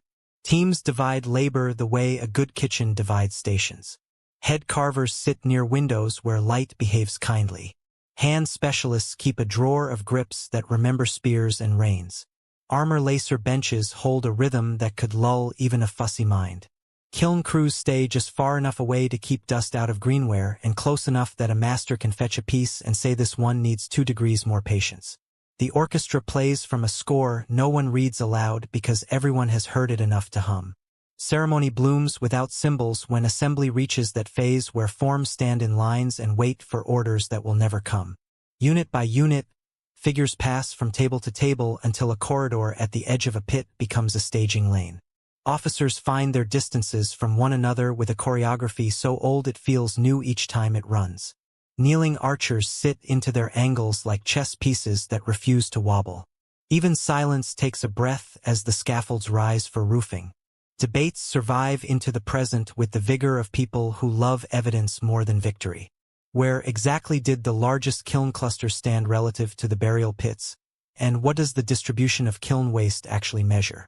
How much of the weapon standardization came from centralized pattern control? And how much from a self-organizing craft culture that copied excellence because excellence saves effort? Historians are still debating these lines, and the fairest reading lets the workshop keep its agency while the state keeps its schedule. Smallness becomes a virtue that runs through the room like a clean seam. A measuring stick no longer than a forearm guarantees that a cuff matches its mate. A knuckle wrap on a hollow thigh tells whether the wall has drifted too thin. A strand of hemp stretched between 2 pins corrects a line on a belt that wandered under the influence of a joke. None of these makes a speech. All of them keep disasters polite. Nightfall folds over the yard, and the kills glow in their throats like thoughtful braziers. Tools return to hooks with the calm of creatures finding their stalls. Rags hang to dry in a row that would make a courtier envious of its order. The water clock still counts because time belongs to itself, but the room stops asking questions of anyone who cannot answer with sleep. You walk past the trays and feel that quiet that knows when it has earned itself. Meaning gathers at the edges of this work the way glaze gathers at a lip. The army stands because the benches believed repetition could be gentle and that scale does not require shouting. The state appears in every gauge and measure, but people appear in every corrected seam and corrected mood. The assembly line here is a lullaby rather than a drumline, a measured persuasion that habit can be a mercy when a project would otherwise outgrow hands. Humor survives as a low ember inside discipline. Someone carved a mustache with a hint of swagger just shy of scolding. Someone double-stamped a tread and then decided the story belonged there. Someone lined a cuff so cleanly that the line itself became a private joke about perfection and patience. These are the quiet proofs that rules and kindness can share a bench without tripping each other. Finally, the yard cools, the kills sleep, and the pieces that found shape today rest under cloth like bread dough waiting for morning. An inspector's ledger closes on a number that feels earned. A brush dries with its hair aligned and its future secure. The pits wait at the edge of sight, ready to accept more bodies into a geometry that has never once raised its voice.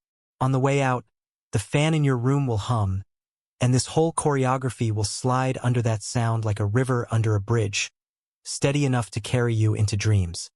Beyond the workshop yards and the glow of the kills, the empire unfolds like a blueprint you can walk, and the first sensation that reaches you is rhythm. Standards thrum underfoot the way drums thrum under a parade. A road runs straight, a post house sits where the distance demands it, a measuring stick hangs where a merchant will need it, and the whole landscape behaves as if someone had turned chaos into a polite guest. In that rhythm, you adjust your stride, because even breathing likes company when the world is organized. Across the capital's avenues and out into the counties, rulers with notches rule the day. Weights sit in nested sets like bronze dolls, each stamped with an official mark, each a small contract between strangers. A shopkeeper slides a scoop into grain, and the scoop itself has a pedigree. The pile you see is the pile you paid for, because the empire has decided that trust should have a shape and a mass and a number. The feeling is practical and oddly tender. Strangers become neighbors when their measurements agree. Inside the relay stations that punctuate the straight roads, fresh horses clatter and water tubs wait like open parentheses.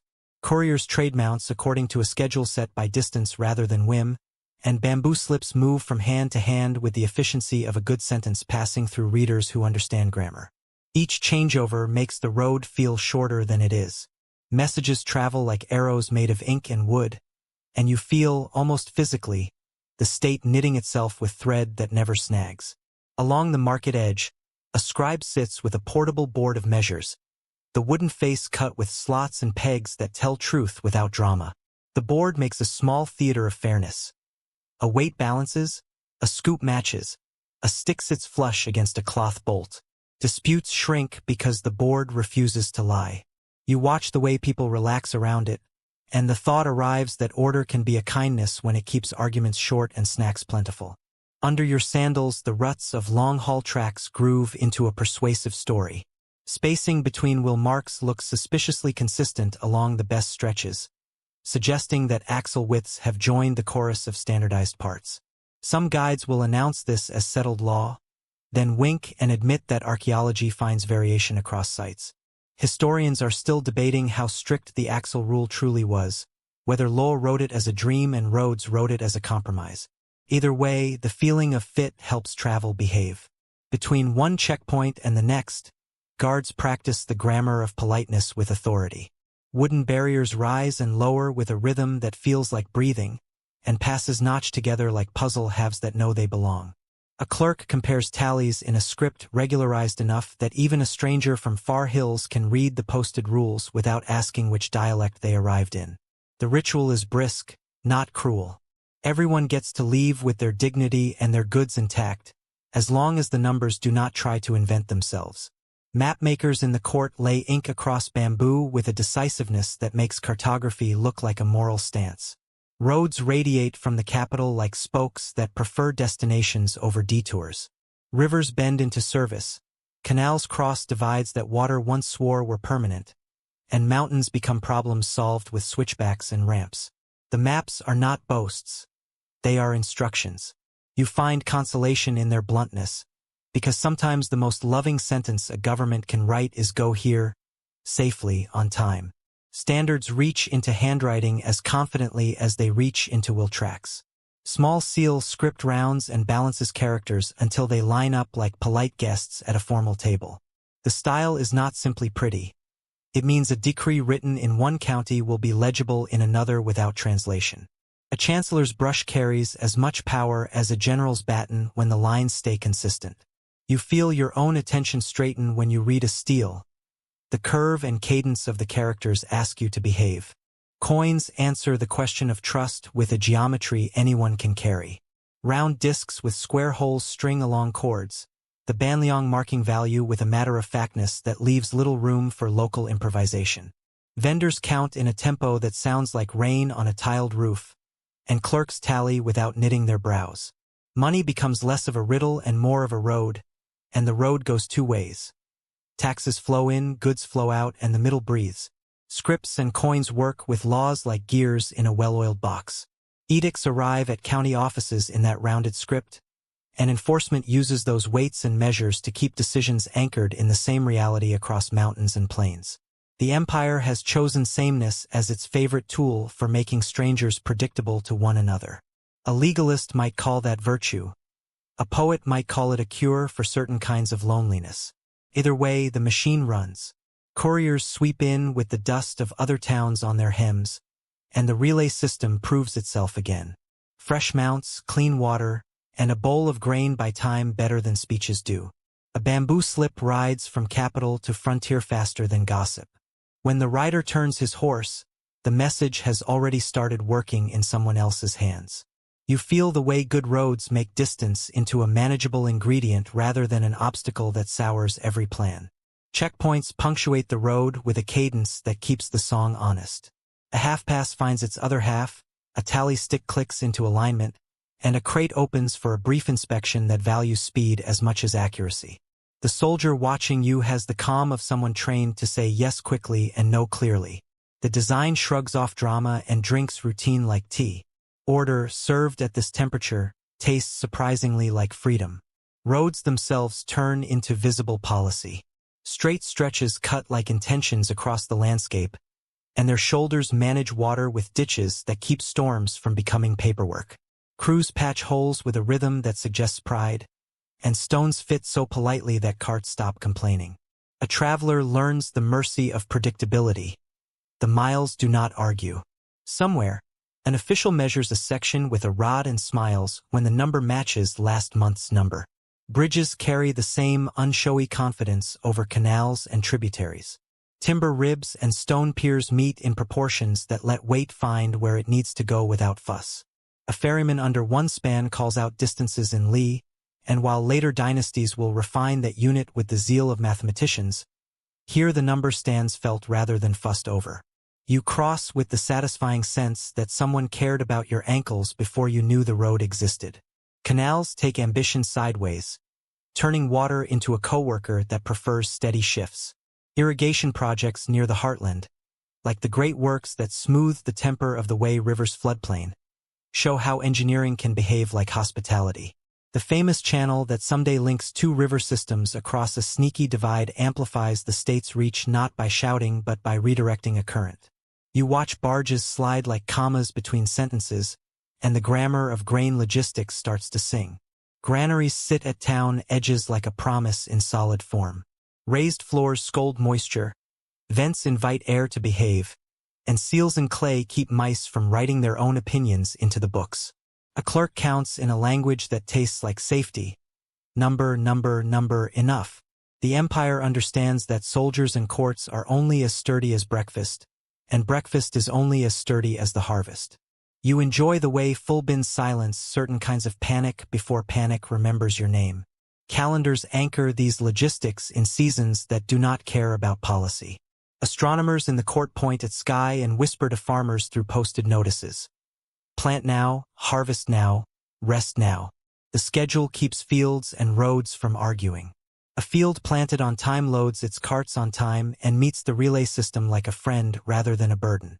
You feel grateful for the way math and weather have agreed to get along. Legalism underwrites the whole arrangement with a philosophy that does not flirt with confusion. Laws define offenses, attach consequences, and expect enforcement that does not apologize for consistency. Severity sits there, unembarrassed, and the state wears it like armor that insists on straight lines. Teachers of softer doctrines might wince. Builders and clerks sigh in relief. The ethic is simple: when rules behave, people can plan. You taste the trade, and even with its astringency, it goes down as planned. Edicts, written in the regularized script, travel not as threats but as instructions with teeth. County officials copy, post, and recite, and the posted versions show up again on steels that do not move when the local weather tries to rearrange opinions. Villages learn the new norms for axle widths, coin weights, grain measures, and reporting schedules. A weaver who just wants to sell cloth appreciates that her yard now matches the market's yard. A potter appreciates that his weight now matches the inspector's weight. You appreciate that arguments end faster when reality is shared. Punishments occupy the edge of the frame like thunder in a forecast. No one here needs a list to understand that this government prefers deterrence.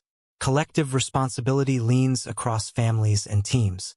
Rewards stand beside penalties, like sun balancing shade. Severity keeps the road straight. Mercy appears as predictability. You do not need gore to grasp the temperature. The point, demonstrated in day-to-day ease, is that fear is not the only tool. Certainty does much of the work. Uniformity, in practice, shows its gentler face more often than its hard one. Carts stop breaking axles on mismatched ruts because at least in theory the ruts agree.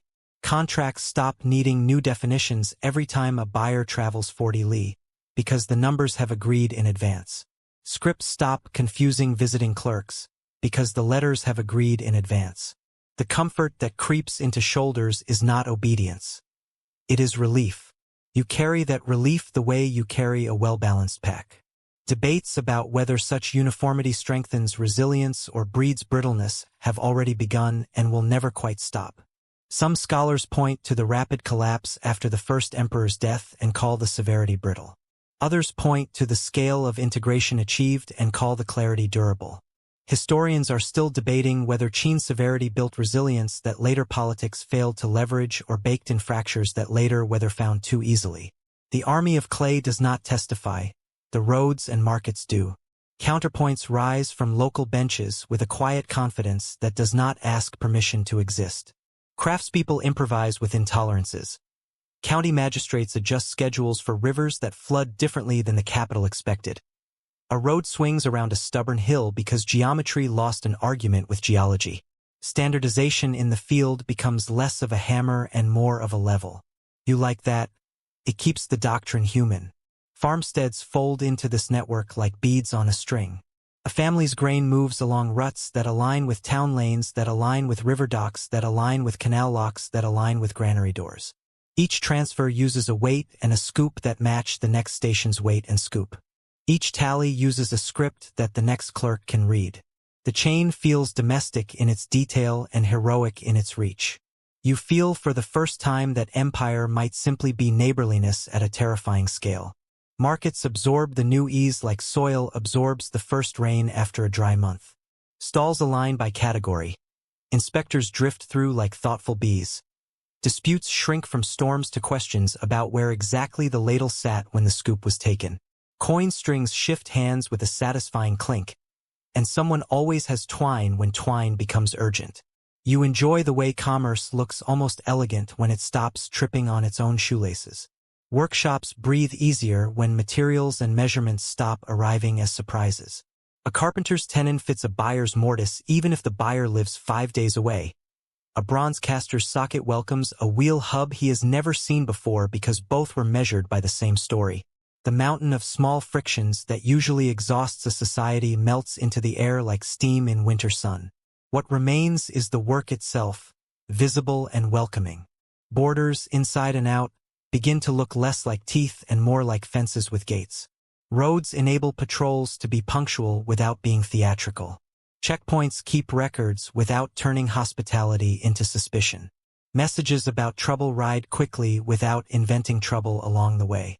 An empire that can move information as easily as it moves grain feels less likely to panic. You breathe with it, and the breath is long and slow. Rituals adapt to the new tempo with a grace that makes doctrine look like dance. Processions arrive on time because roads allow them to. Sacrifices align with calendars that have been sharpened. Audiences read edicts aloud in a script that citizens recognize as theirs. The state becomes visible not only in walls and soldiers but in appointments kept and promises met. You find yourself surprised at how much comfort hides in the shape of a day that goes as planned. Historians, centuries later, pull bamboo slips from tombs and read the small print that administration once breathed without thinking. Lists of weights, schedules of corvée, court procedures and tolerances appear with a dryness that tastes like dust until you realize every dry line prevented a wet disaster.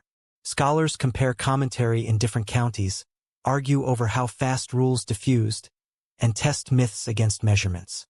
Debates keep the past honest the way inspectors keep markets honest. You like that symmetry. Memory, for people inside the system, records less the threat of punishment and more the convenience of predictability.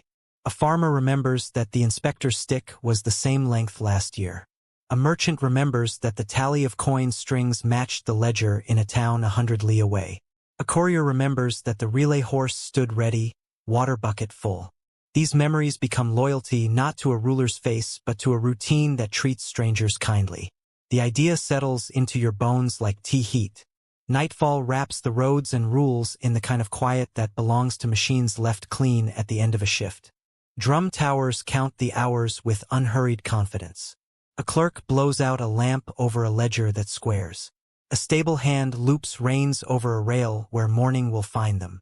The system sleeps the way a good artisan sleeps. Tools in place, surfaces wiped, tomorrow's first move already chosen. You let that image slide under your eyelids. Eventually the thought arrives that all of this, the straight road, the measured scoop, the familiar script, the predictable pass, sits under the clay army the way a foundation sits under a house. The guardians above ground and underground protect more than a person. They protect a habit, a cadence, a shared understanding that agreements matter most when they require fewer words to enforce. The soldiers can stand still because the roads let everyone else move. Tomorrow the same horse will stamp at the relay yard, the same board of measures will catch the same stray argument at the market, the same coin strings will clink, the same steels will cast their rectangular shadows, and the same clerk will tie the same knot on a slip that belongs to a message about something practical. Standards will thrum without shouting, and in that thrum you will hear the quietest version of power, the one that lets morning keep its promises. Spring in Shaanxi runs lean when the rain forgets its appointments, and the fields outside Lintong in 1974 had that parched color that makes shovels the most optimistic objects in a village. A small crew of farmers gathered to sink a new well for an irrigation line, the kind of practical mission that convinces shoulders to work even when the sky refuses to.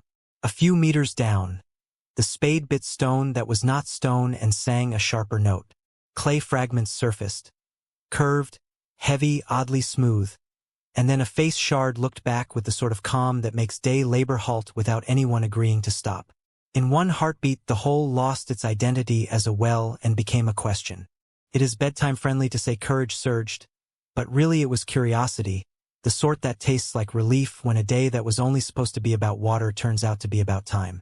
Shovels moved more carefully once the first shard appeared, their blades switching from hunger to manners.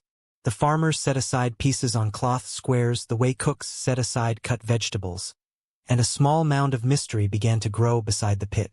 A section of a topknot came up next. Then an ear with cartilage modeled so respectfully that the least artistic villager could tell this was not roof tile. Word spread not with trumpets but with footsteps and nods. No one wanted to be the person who said treasure out loud, partly because the collective understood that treasure attracts other problems, and partly because the fragments did not feel like treasure. They felt like neighbors who had waited a long time for someone to knock. Reports traveled along local lanes in a tone halfway between excitement and caution, and officials from the cultural office arrived with the mixture of curiosity and rulebook that government learns for days like this. A cordon grew, a table appeared, and notebooks began to fill with the neat lines of people trained to witness. Archaeologists from the county museum stepped into a story that had already started without them, and the first encounter went the way first encounters often do. Everyone introduced themselves by what they knew how to do. The villagers lifted with care, the officials counted, and the professionals sketched. Nothing in the scene raised its voice, which is how good discoveries prefer to be born. Recognition of significance did not come in a thunderclap. It arrived as a set of small confirmations that lined up like cautious ducks. More fragments emerged that obviously belonged to human-sized statues, and the style pointed unmistakably toward the ancient capital's orbit. A local archaeologist with a steady eye reassembled bits of a head on a wooden board and saw a Qin-era face appear like a photograph developing in a tray. Someone checked a known map of the Imperial Mausoleum precinct and marked an X with a pencil that did not shake as much as it wanted to. The professional vocabulary kicked in. Stratigraphy, context, grid. Yet the prevailing mood remained intimate, like a house being gently opened after a long absence. Grids, once laid, turned a field into a book with pages everyone could agree on. String lines crossed the stubbled earth in clean squares, stakes went in at measured intervals, and the work shifted from digging to reading. Layers of soil began to speak. A plow zone, then undisturbed deposits, then the purposeful fills and collapsed roof material that mean human design rather than accident. Brushes replaced shovels, trowels gave way to picks no larger than a finger, and the most valuable tools became patience and a notebook. The logic of the workshop you walked earlier in this journey resurfaced here in the trench. Repetition with care, the kind that lets small truths accumulate until the big truth becomes impossible to ignore. Labels in pencil followed the fragments into trays lined with cloth, and a temporary tent turned into a field lab with a discipline that would make a kitchen proud. Every sherd earned a bag, every bag earned a number, and every number earned a line in a ledger that would shortly become more valuable than anyone could admit at the time. An oddity surfaced amid the early units. Some broken pieces lay in stacked, orderly piles, as if the final workers who had buried the pit took a moment to arrange fragments with intention rather than simply dumping debris. That little habit, call it courtesy, call it efficiency, sparked speculation that the last crew on site had tidied the battlefield of their own work before sealing it, and the idea has stayed as a gentle anecdote inside the dense literature ever since. Pigment flashed and fled in those first days, a heartbreaking chemistry lesson performed in real time. Freshly exposed lacquer beneath the surviving paint swelled and curled as the dry air touched it, and bright blues and greens lifted like startled birds. Conservators learned quickly to move slower, to build damp bubbles of air around faces the moment a brush whisked soil away, and to stabilize before photographing, measuring, or admiring. The discovery's romance never quite shed that cautionary note. Color loves secrecy, and secrets prefer company. Science would later bring humidity tents, nitrogen hoods, and reversible consolidants to the trenches. But in 1974, the learning curve wore a human expression that read as both determination and regret. Buildings rose around the pits with a speed that felt like a promise kept to people who had waited millennia.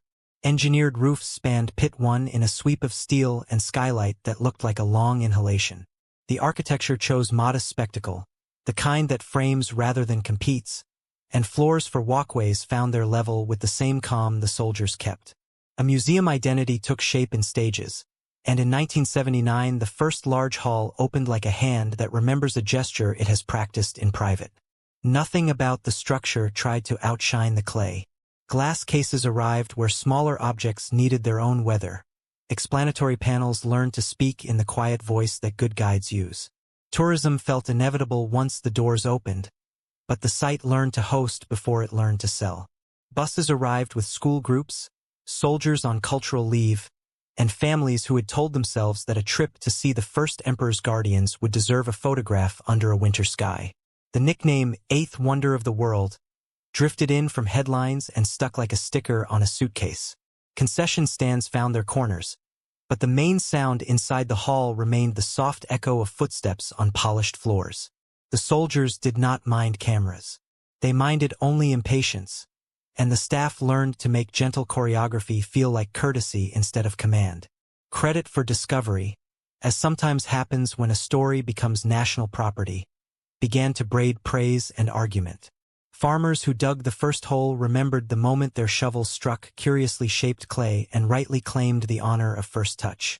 Local museum staff who recognized Qin features in early fragments rightly claimed the honor of first identification.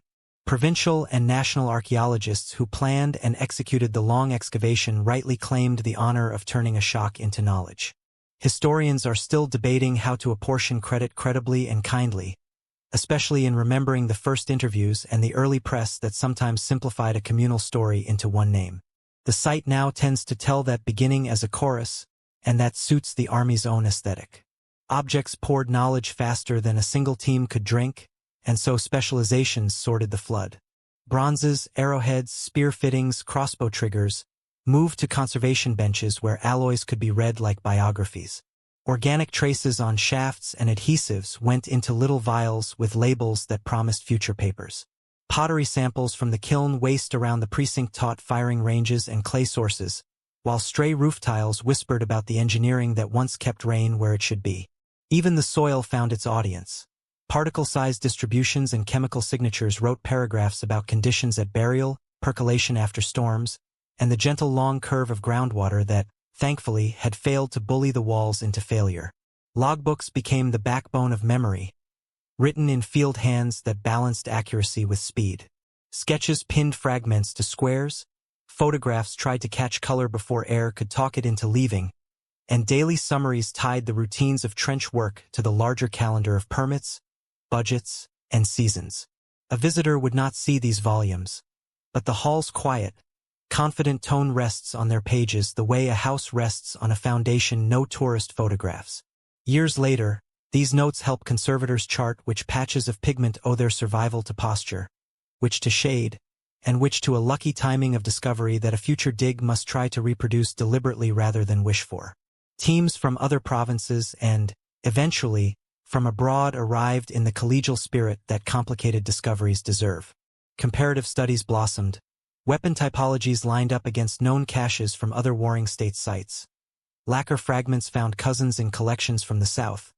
Pigment recipes met laboratory instruments that had learned to hear blue and purple sing in crystalline lattices. Training exchanges sprouted. Workshops at the site taught visitors how to breathe around brittle paint and how to lift a torso the way one lifts an elderly friend. Firmly, respectfully, without fuss. No one pretended the work was simple.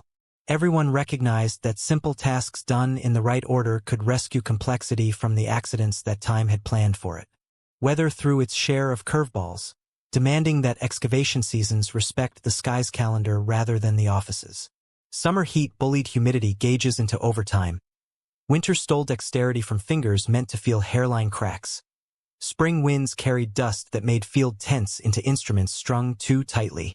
Solutions accumulated the way they do in any well-run kitchen. More shade, better seals on tent edges. Schedules that allowed for the fact that lacquer has moods. The army beneath the roof kept its calm. The army on the scaffolds learned to borrow that calm and give it back. Memory at the village level unfolded alongside the national narrative with quirks that feel true because they are small. One farmer framed his first ticket and hung it above a trunk. A private commentary on value that had nothing to do with money. Another kept a small box of soil from the day the well turned into a story, a keepsake more faithful than any postcard. A grandchild learned to identify Qin armor lacing on a poster the way other kids learn species of birds, and the pride sat not in fame but in proximity. It happened here, we are in the sentence. The clay army became less of an exotic headline and more of a neighbor with excellent posture. Night shifts in the new museum taught a different discipline, the bond between human vigilance and mechanical steadiness. Monitor screens hummed with humidity readings that rarely surprised, and guards learned the art of not tapping glass. A conservator walked the perimeter with a notebook and a tiny flashlight, aiming the beam like a librarian who knows where to look without waking anyone. The soldiers kept their usual hours, which is to say all of them, and the building learned to sleep around them the way a family learns to sleep around a newborn who refuses to share the clock. Later chapters in the discovery story wrote themselves without drama. Pit 2 and Pit 3 opened their compact geometries, adding kneeling archers and a command cluster to the infantry chorus already singing in Pit 1. The half-size bronze chariots emerged elsewhere on the grounds, turning fittings into a vocabulary anyone with a curious hand could read. Protective buildings multiplied with the grace of practical necessity. In 1987, the site joined a global list that tries to keep human wonders from being mislaid, and the paperwork felt less like boasting than like insurance in a world that loves both admiration and misadventure. The army learned to be a teacher as well as a guardian. Finally, the narrative of first contact settled into the steady tone that bedtime prefers. A dry spring, a well dig, a sharper note on a shovel blade, a field that became a grid that became a hall, and a hall that learned to keep a nation's attention gentle. The quirky detail about stacked shards near the early units remains a favorite because it makes the last ancient workers feel present at the moment of modern arrival. Mainstream history remains comfortable with the basic arc. Farmers, local museum, provincial team, national effort, the world's visit. Scholars are still debating the finer points of credit and sequence, and that is fair. The army does not weigh in. It simply continues to accept the long gaze without blinking, which is a bowl of calm anyone can drink before sleep. Tickets, buses, lectures, and shop shelves layered the site with the facts of modern hospitality. Yet the core never changed. Clay that remembers hands, lacquer that prefers rainforests to galleries, pigments that only sometimes say yes to the present. A child looking at a face today experiences the same pause a farmer felt at the lip of a well when a cheekbone rose into the light. And that continuity may be the richest artifact of all. The afterlife had been furnished with a city. The present discovered it and built a canopy rather than a roof of opinions. That is an achievement worth whispering before the lights go out. Practice routines hardened into culture as years passed. Excavation seasons became the metronome for on-site schools. Conservation protocols matured from emergency triage into measured care. Interpretive labels refined their paragraphs until they could balance accuracy and kindness in the same breath. Visiting scholars arrived with their own debates and left with new ones, often centered on the ethics of opening the central mound or leaving it to the patience of future instruments. The site did not take sides. It lent patience to the arguments as a complete thought lends structure to a conversation. Gravel paths outside the halls crunch underfoot with a comforting regularity, and the trees planted along them have grown tall enough by now to remember the first tour groups. Souvenir kiosks sell small warriors in polite rows, and while novelty will always flutter in such places, the better shops offer books and models that treat craft like a friend rather than a mascot. Guides still perfect their timing for the gasp when a visitor first sees Pit 1 from the high corner. They do not need to sweeten the story. Gravity and awe do that work for them. Numbers keep rising in every ledger except the one that counts pigment. That column cannot be scolded into growth. The crowds deepen, the research expands, the building systems renew, and the site's caretakers accept both success and constraint. 1 million eyes a year are a blessing and a risk. 1,000 graduate theses are a tribute and a pressure. The soldiers do not lose patience when the power flickers or the air conditioning sulks. They have outlived larger tempers. Learning to imitate their patience is the unadvertised benefit of every ticket, and some nights that might be the only souvenir anyone actually needs. Before the gallery doors open to morning, the lab already hums like a careful beehive, and the first thing the silence tells you is that science here prefers whispering to applause. Benches line up with trays of sherds that look identical at a glance and become biographies under a lens. Lamps warm to a soft white that flatters neither failure nor pride, and monitors blink numbers that do not introduce themselves because the team knows their faces by heart. Standing in that quiet, you feel the museum's public grandeur fold into the backstage rhythm where saving is a craft and patience is a tool. Inside the conservation bay, a cheek fragment lies under a clear dome that turns air into medicine. Humidity stabilizes the lacquer's mood, oxygen dips just enough to slow mischief, and the pigment, thin as memory, relaxes against its clay. A conservator slides a spatula the width of a sparrow's feather beneath a lifting flake, then breathes out as if exhaling were part of the adhesive recipe. Every move rehearses 3 goals at once.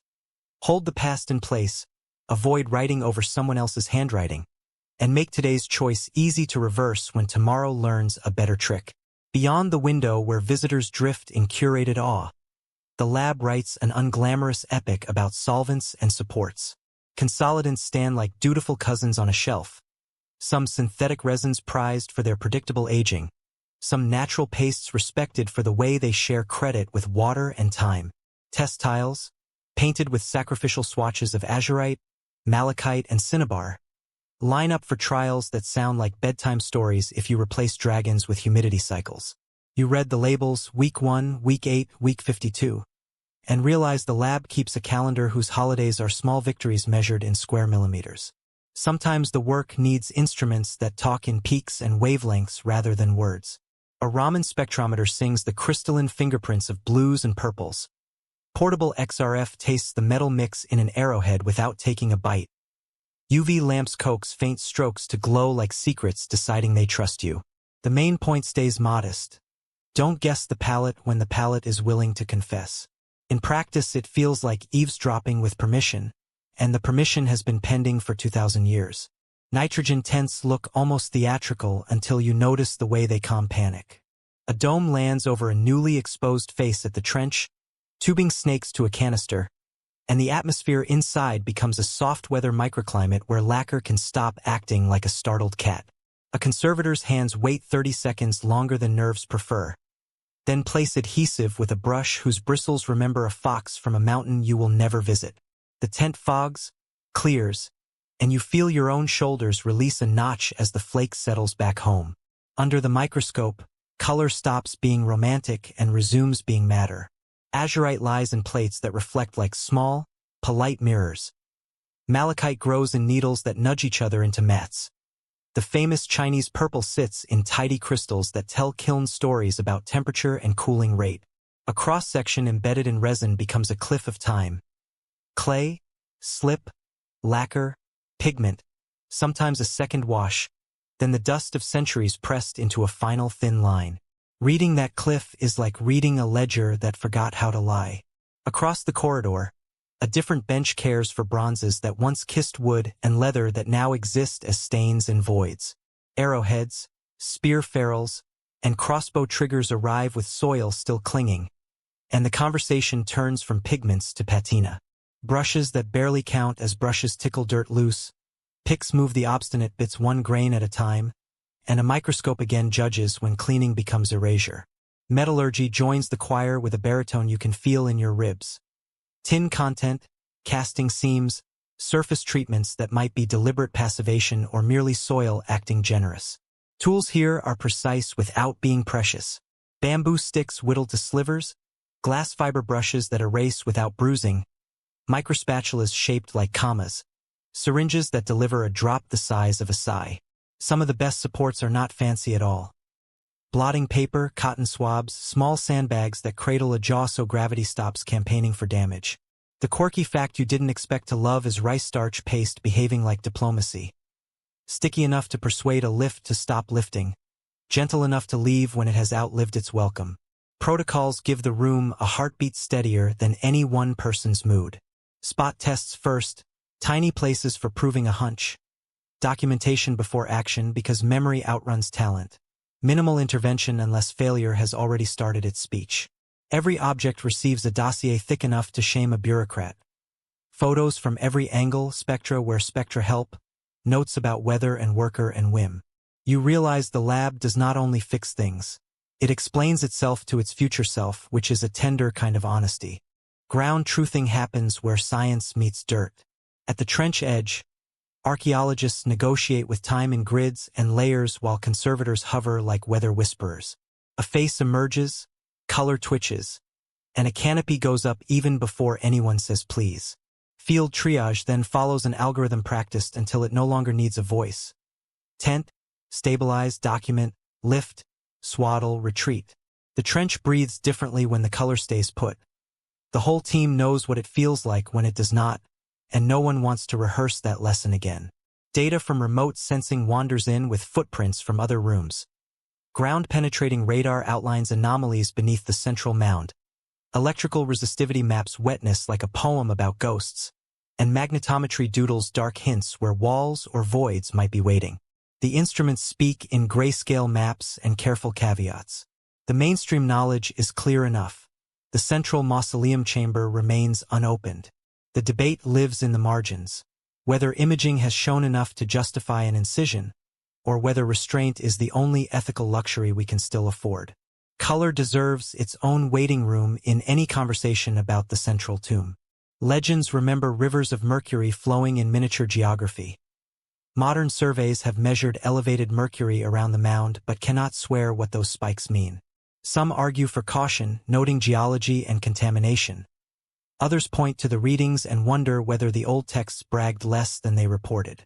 Historians and scientists are still debating interpretation versus romance, and meanwhile the mound holds its breath like a singer measuring a long note.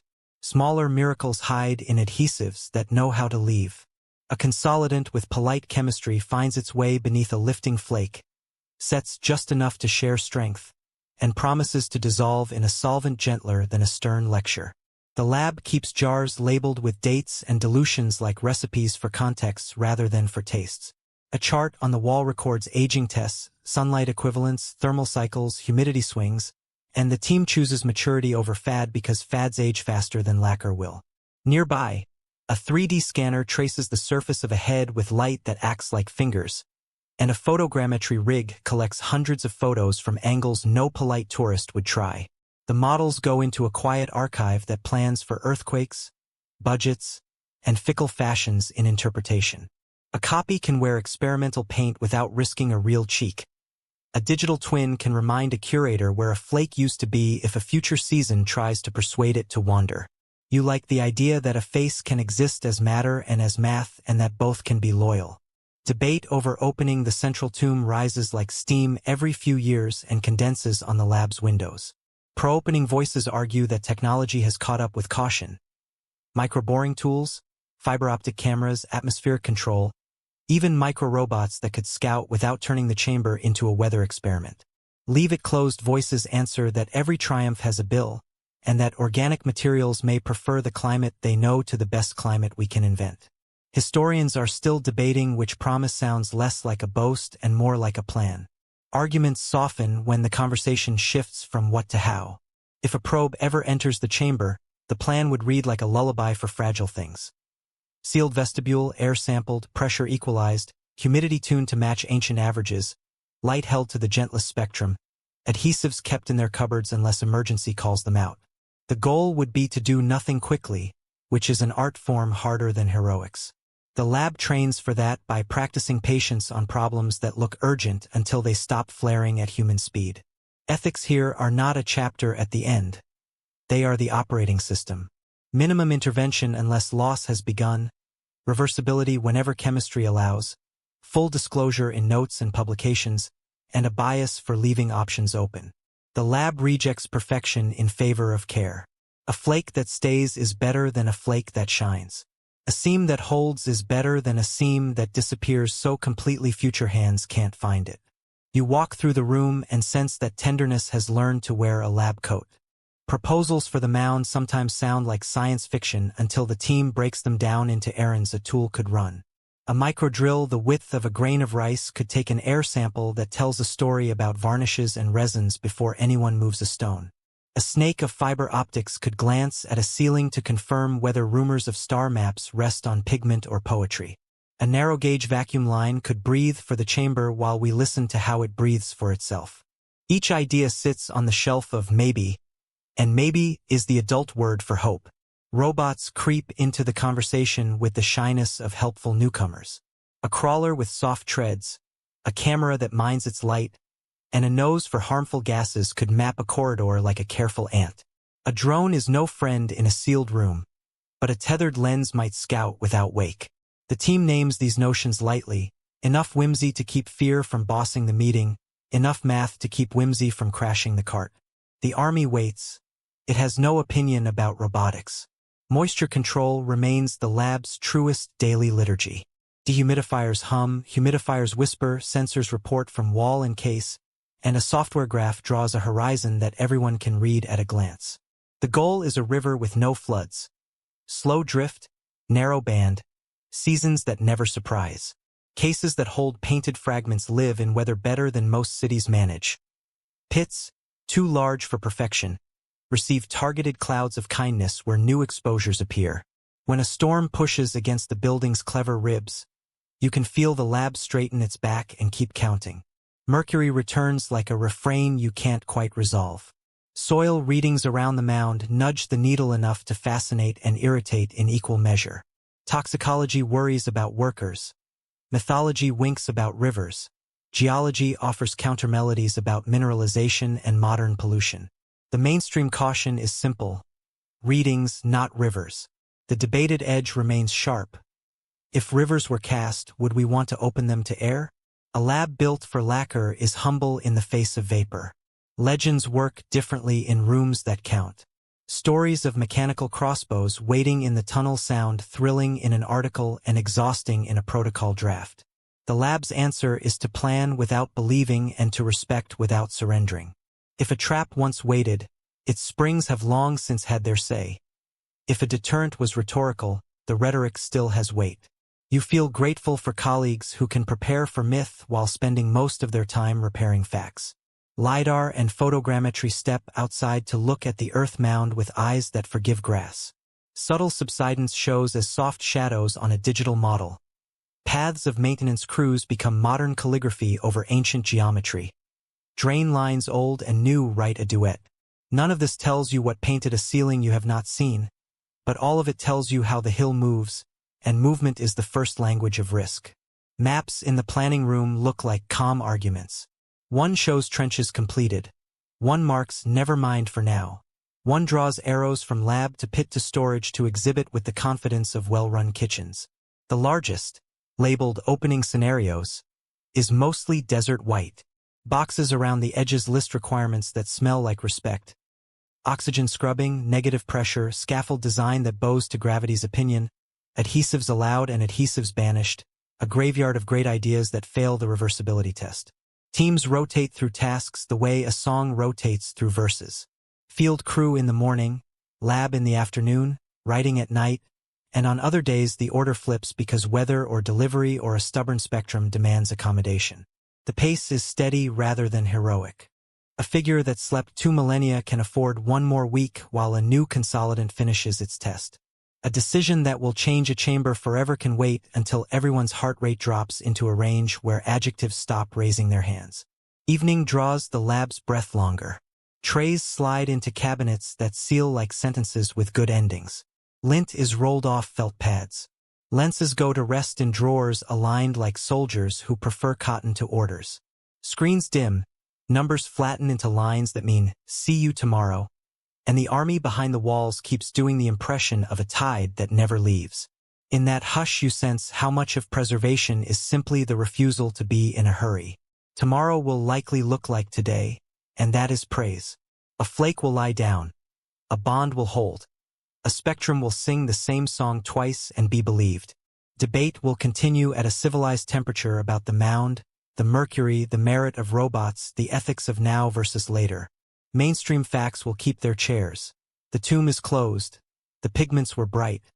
The army was built by many hands inside a system that loved standards. The quirky truths will keep their smiles. Rice paste that negotiates, glass fiber brushes that tickle rather than scrape, humidity tents that behave like umbrellas for color. Finally, the room rests, and the science that spent the day among clay returns to its own silence. The guardians under the hall continue to stand watch while instruments dream of peaks and curves, and your last thought before the lights settle is simple enough to carry into sleep. Not every rescue needs a trumpet. Some victories happen in the margin of a notebook under a dome of clear plastic, in air tuned like a lullaby. The army keeps its poise. The lab keeps its promise, and time, for once, agrees to move very slowly.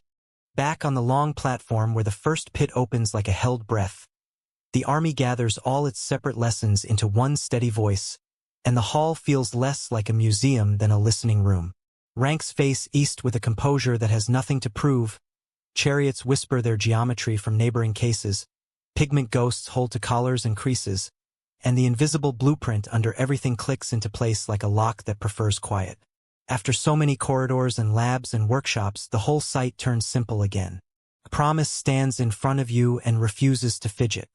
Elsewhere, beyond the roofline and the neat edge of the walkway, the mound keeps its profile against the sky the way a memory keeps its outline against time. A square of earth on a map becomes a capital underground. A legend about constellations turns into an engineer's problem set. A rumor about Mercury gets weighed by soil readings and good sense. A decision not to open the central tomb yet behaves like a grown-up's patience instead of a child's dare. Mainstream history holds steady on the basics here. Qin Shi Huang unified warring states, standardized script and coinage and measures, and built a mausoleum complex in the 3rd century BCE that arranged his afterlife like a working state.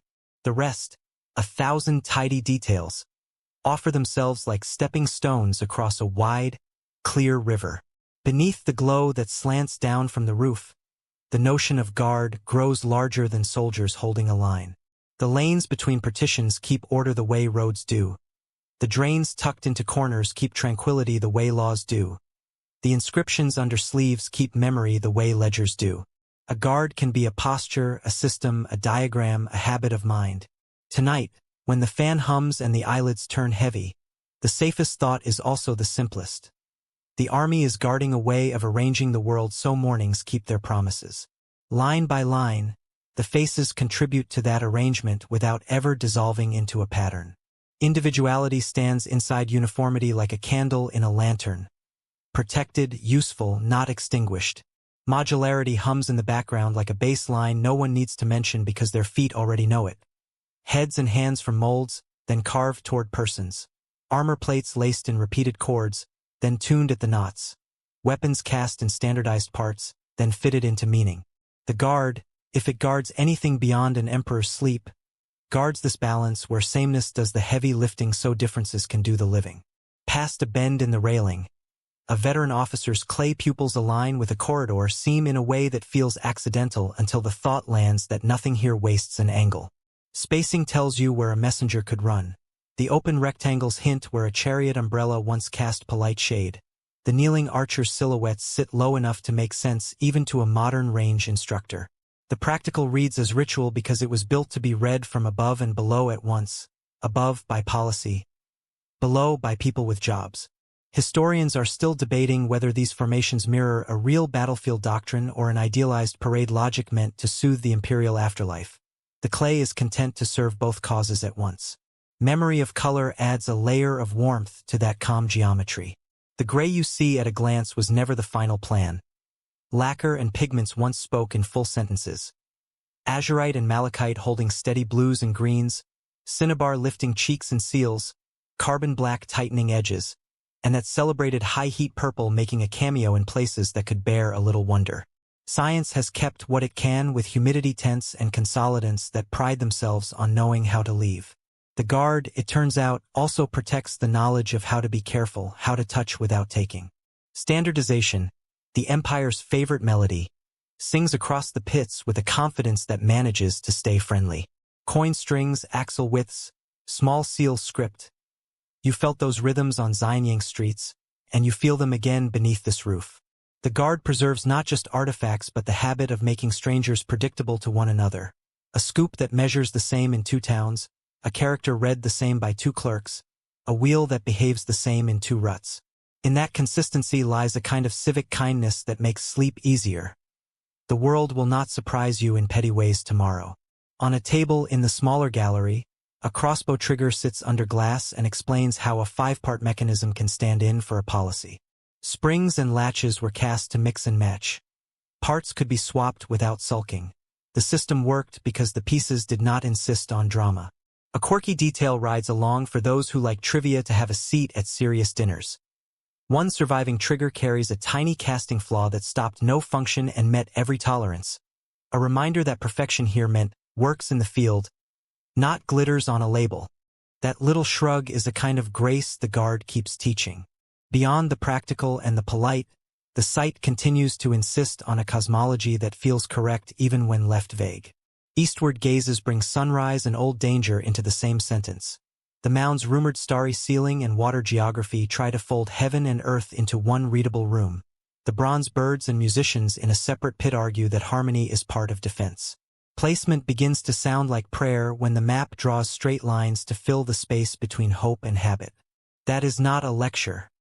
It is a lullaby with good engineering. Across 2 millennia, the discovery story grafted a modern chapter onto that lullaby without splitting the branch. Farmers dug for water in 1974 and found a face. Archaeologists built grids. Conservators learned to breathe around lacquer. A hall rose that sheltered a silence no auditorium could imitate. The guard survived not by winning a battle but by convincing a village, a province, a country, and then the world to change the subject from treasure to care. Credit debates still flicker at the edges like moths around a lantern. Who struck first? Who recognized first? Who told the story best? And historians are still debating how to apportion honor without flattening a chorus into a solo line. The soldiers do not adjust their posture for any of this. That helps. Ethics, which hid in the wings when the workshop ran on schedules and quotas, stepped into the light the moment the first pigment curled. Do no harm, intervene minimally, prefer reversibility, write everything down. Those principles now guard the guard, as it were, by keeping our hands honest. Whenever the central tomb becomes the conversation, ethics takes the chair at the head of the table and reminds everyone that not all mysteries envy answers. Caution is not a plot twist. It is a character trait worth keeping. Even the humble elements, the drains, the post holes, the reed impressions on collapsed roofs, continue to argue for everyday heroism. A drain is a thesis on kindness to future floors. A post hole is a reminder that weight and time are married. A reed mat registered in the soil is a rumor about soundproofing and the dignity of quiet. The guard stands because maintenance once mattered and still does. The most persuasive monuments are those that planned for sweeping long after anyone wanted to sweep. Somewhere in the long line of faces, the mustaches rehearse the ancient preference for personality inside policy. Tiny curls, stern lines, half smiles, disciplined neutrality. Ears range like dialects, treads on soles prove the sculptors knew about traction, and a double-stamped footprint hidden in a second row keeps the rumor alive that accident and acceptance have always lived under the same roof. A mainstream fact returns with its steady voice. Makers' marks hide on wrists and soles, tying pieces to benches and supervisors in days. Those marks are the site's love letters to accountability, and they still deliver. When the mind turns to the central riddle, what exactly is being protected, possible answers queue without elbowing one another. An emperor's afterlife deserves security. A state's idea of order deserves rehearsal. A people's confidence in promises deserves stagecraft. A cosmos deserves a mirrored ceiling and a mapped floor. Historians are still debating which reading leads and which harmonizes, and the army, ever the professional, supplies all parts without playing favorites. The more modest the question, how do you keep a plan legible for 2,000 years? The more confidently the site replies, with lanes, with right angles, with drains, with patience. Even modern routines at the hall learn from that reply. Guards step lightly because the guard they keep respects the silence it protects. Docents pitch their sentences to the acoustics the roof gave them. Conservators move glue and nitrogen around as if they were pouring tea for someone asleep. Engineers check humidity graphs like farmers check weather, and adjust the air until lacquer stops having opinions. The present understands that the past prefers indoor voices. Night edges in through the windows, and the roof collects its last strip of gold. Visitors thicken, thin, and slip away. A last school group walks backward for 10 steps because leaving is hard when the first glance still leans forward. The army takes none of this personally. Its job is to hold still in a meaningful way, to let other people do the moving and yet feel steadied by a room that has already decided how to breathe. Before the lights lower, one more mainstream truth asks to be said without drama. The mausoleum complex belongs to a broader world that learned, sometimes late and sometimes early, how to call a place World Heritage, and mean, do not treat this like a headline. That phrase turns a nation's pride into a planet's promise. It is an oddly practical prayer, the sort that suits a hall that loves drains more than speeches. After a last circuit of the platform, the mind starts arranging souvenirs that do not fit into bags. The timber stains on a wall that once had a roof, the way a kneeler's calf muscle carries logic. The curve of an umbrella mount that announces authority without being rude. The thought that standards can be hospitable rather than harsh. Those are the gentle trophies worth taking to bed. Other places will serve adrenaline better. This place serves composure. Debates, obliging and lively, will keep circling the same four corners with new data and old courtesy. Hellenistic echo or convergence. Battle order or ceremonial array. Mercury River or metaphor. Open the mound or let the instruments wait for their grandchildren. Historians are still debating these with the kind of affection reserved for questions that keep friends in each other's lives. The soldiers, asked for comment, demonstrate the virtue of saying nothing. When the hall settles into its whisper and the fan starts its night shift, the guard's last lesson feels almost embarrassingly gentle. Stability can be beautiful if it leaves room for breath. The empire under this roof once held breath too tightly and discovered the brittle cost. The museum above it holds breath slowly and discovers the durable calm. Somewhere between those tempos sits the speed of sleep. Elsewhere, outside the glass, past the doors, beyond the trees that learn to shade the gravel paths, a child will remember one particular face for no good reason other than that the brow felt familiar. A conservator will set a brush down and be proud of leaving less behind than she took up. A guard will spend another evening protecting a silence that never asked for applause. The army will hold its post. And in a different city, under a different roof, someone will close their eyes and find an aisle between clay ranks where order hums like distant rain. Night grows softer the farther the hall recedes, and the pace of thought stretches into easy lengths, like a ribbon unrolling across a quiet floor. Air cools a little, corners stop insisting on straight lines, and the memory of those steady faces becomes a low glow you can carry without effort. Breathing matches the slow rise and fall of a lantern's shadow against a wall. Nothing demands, nothing hurries, and even the day's bright edges round themselves into silence that feels kind. Footsteps from earlier fade into the kind of hush that belongs to late trains, friendly kitchens, and rooms where people read without needing to turn the page yet. Color lingers only as a suggestion, enough to keep the gray from being empty, never so loud that it wakes the hour. The soldiers remain where they have always been, patient as tide, gentle as routine, content to let the world pass while keeping the space for sleep open and untroubled. If a thought tries to speed up, the lines of formation bring it back to walking pace, the way a garden path brings a breeze back to the temperature of evening. Farther still, when lights go low in your own room, the fan finds the same hum the roof knew, and the bed learns the museum's talent for supporting without reminding. A small story settles on the pillow. Roads that knew their distances, drains that remembered rain, hands that struck, carved, painted, and then quietly stepped away. The long watch continues far away, but that distance feels like care rather than absence. Rest hears its cue. Eyes fold. The guard holds. The night, satisfied, moves as slowly as a page turned by someone who already knows the ending and wants to savor it anyway.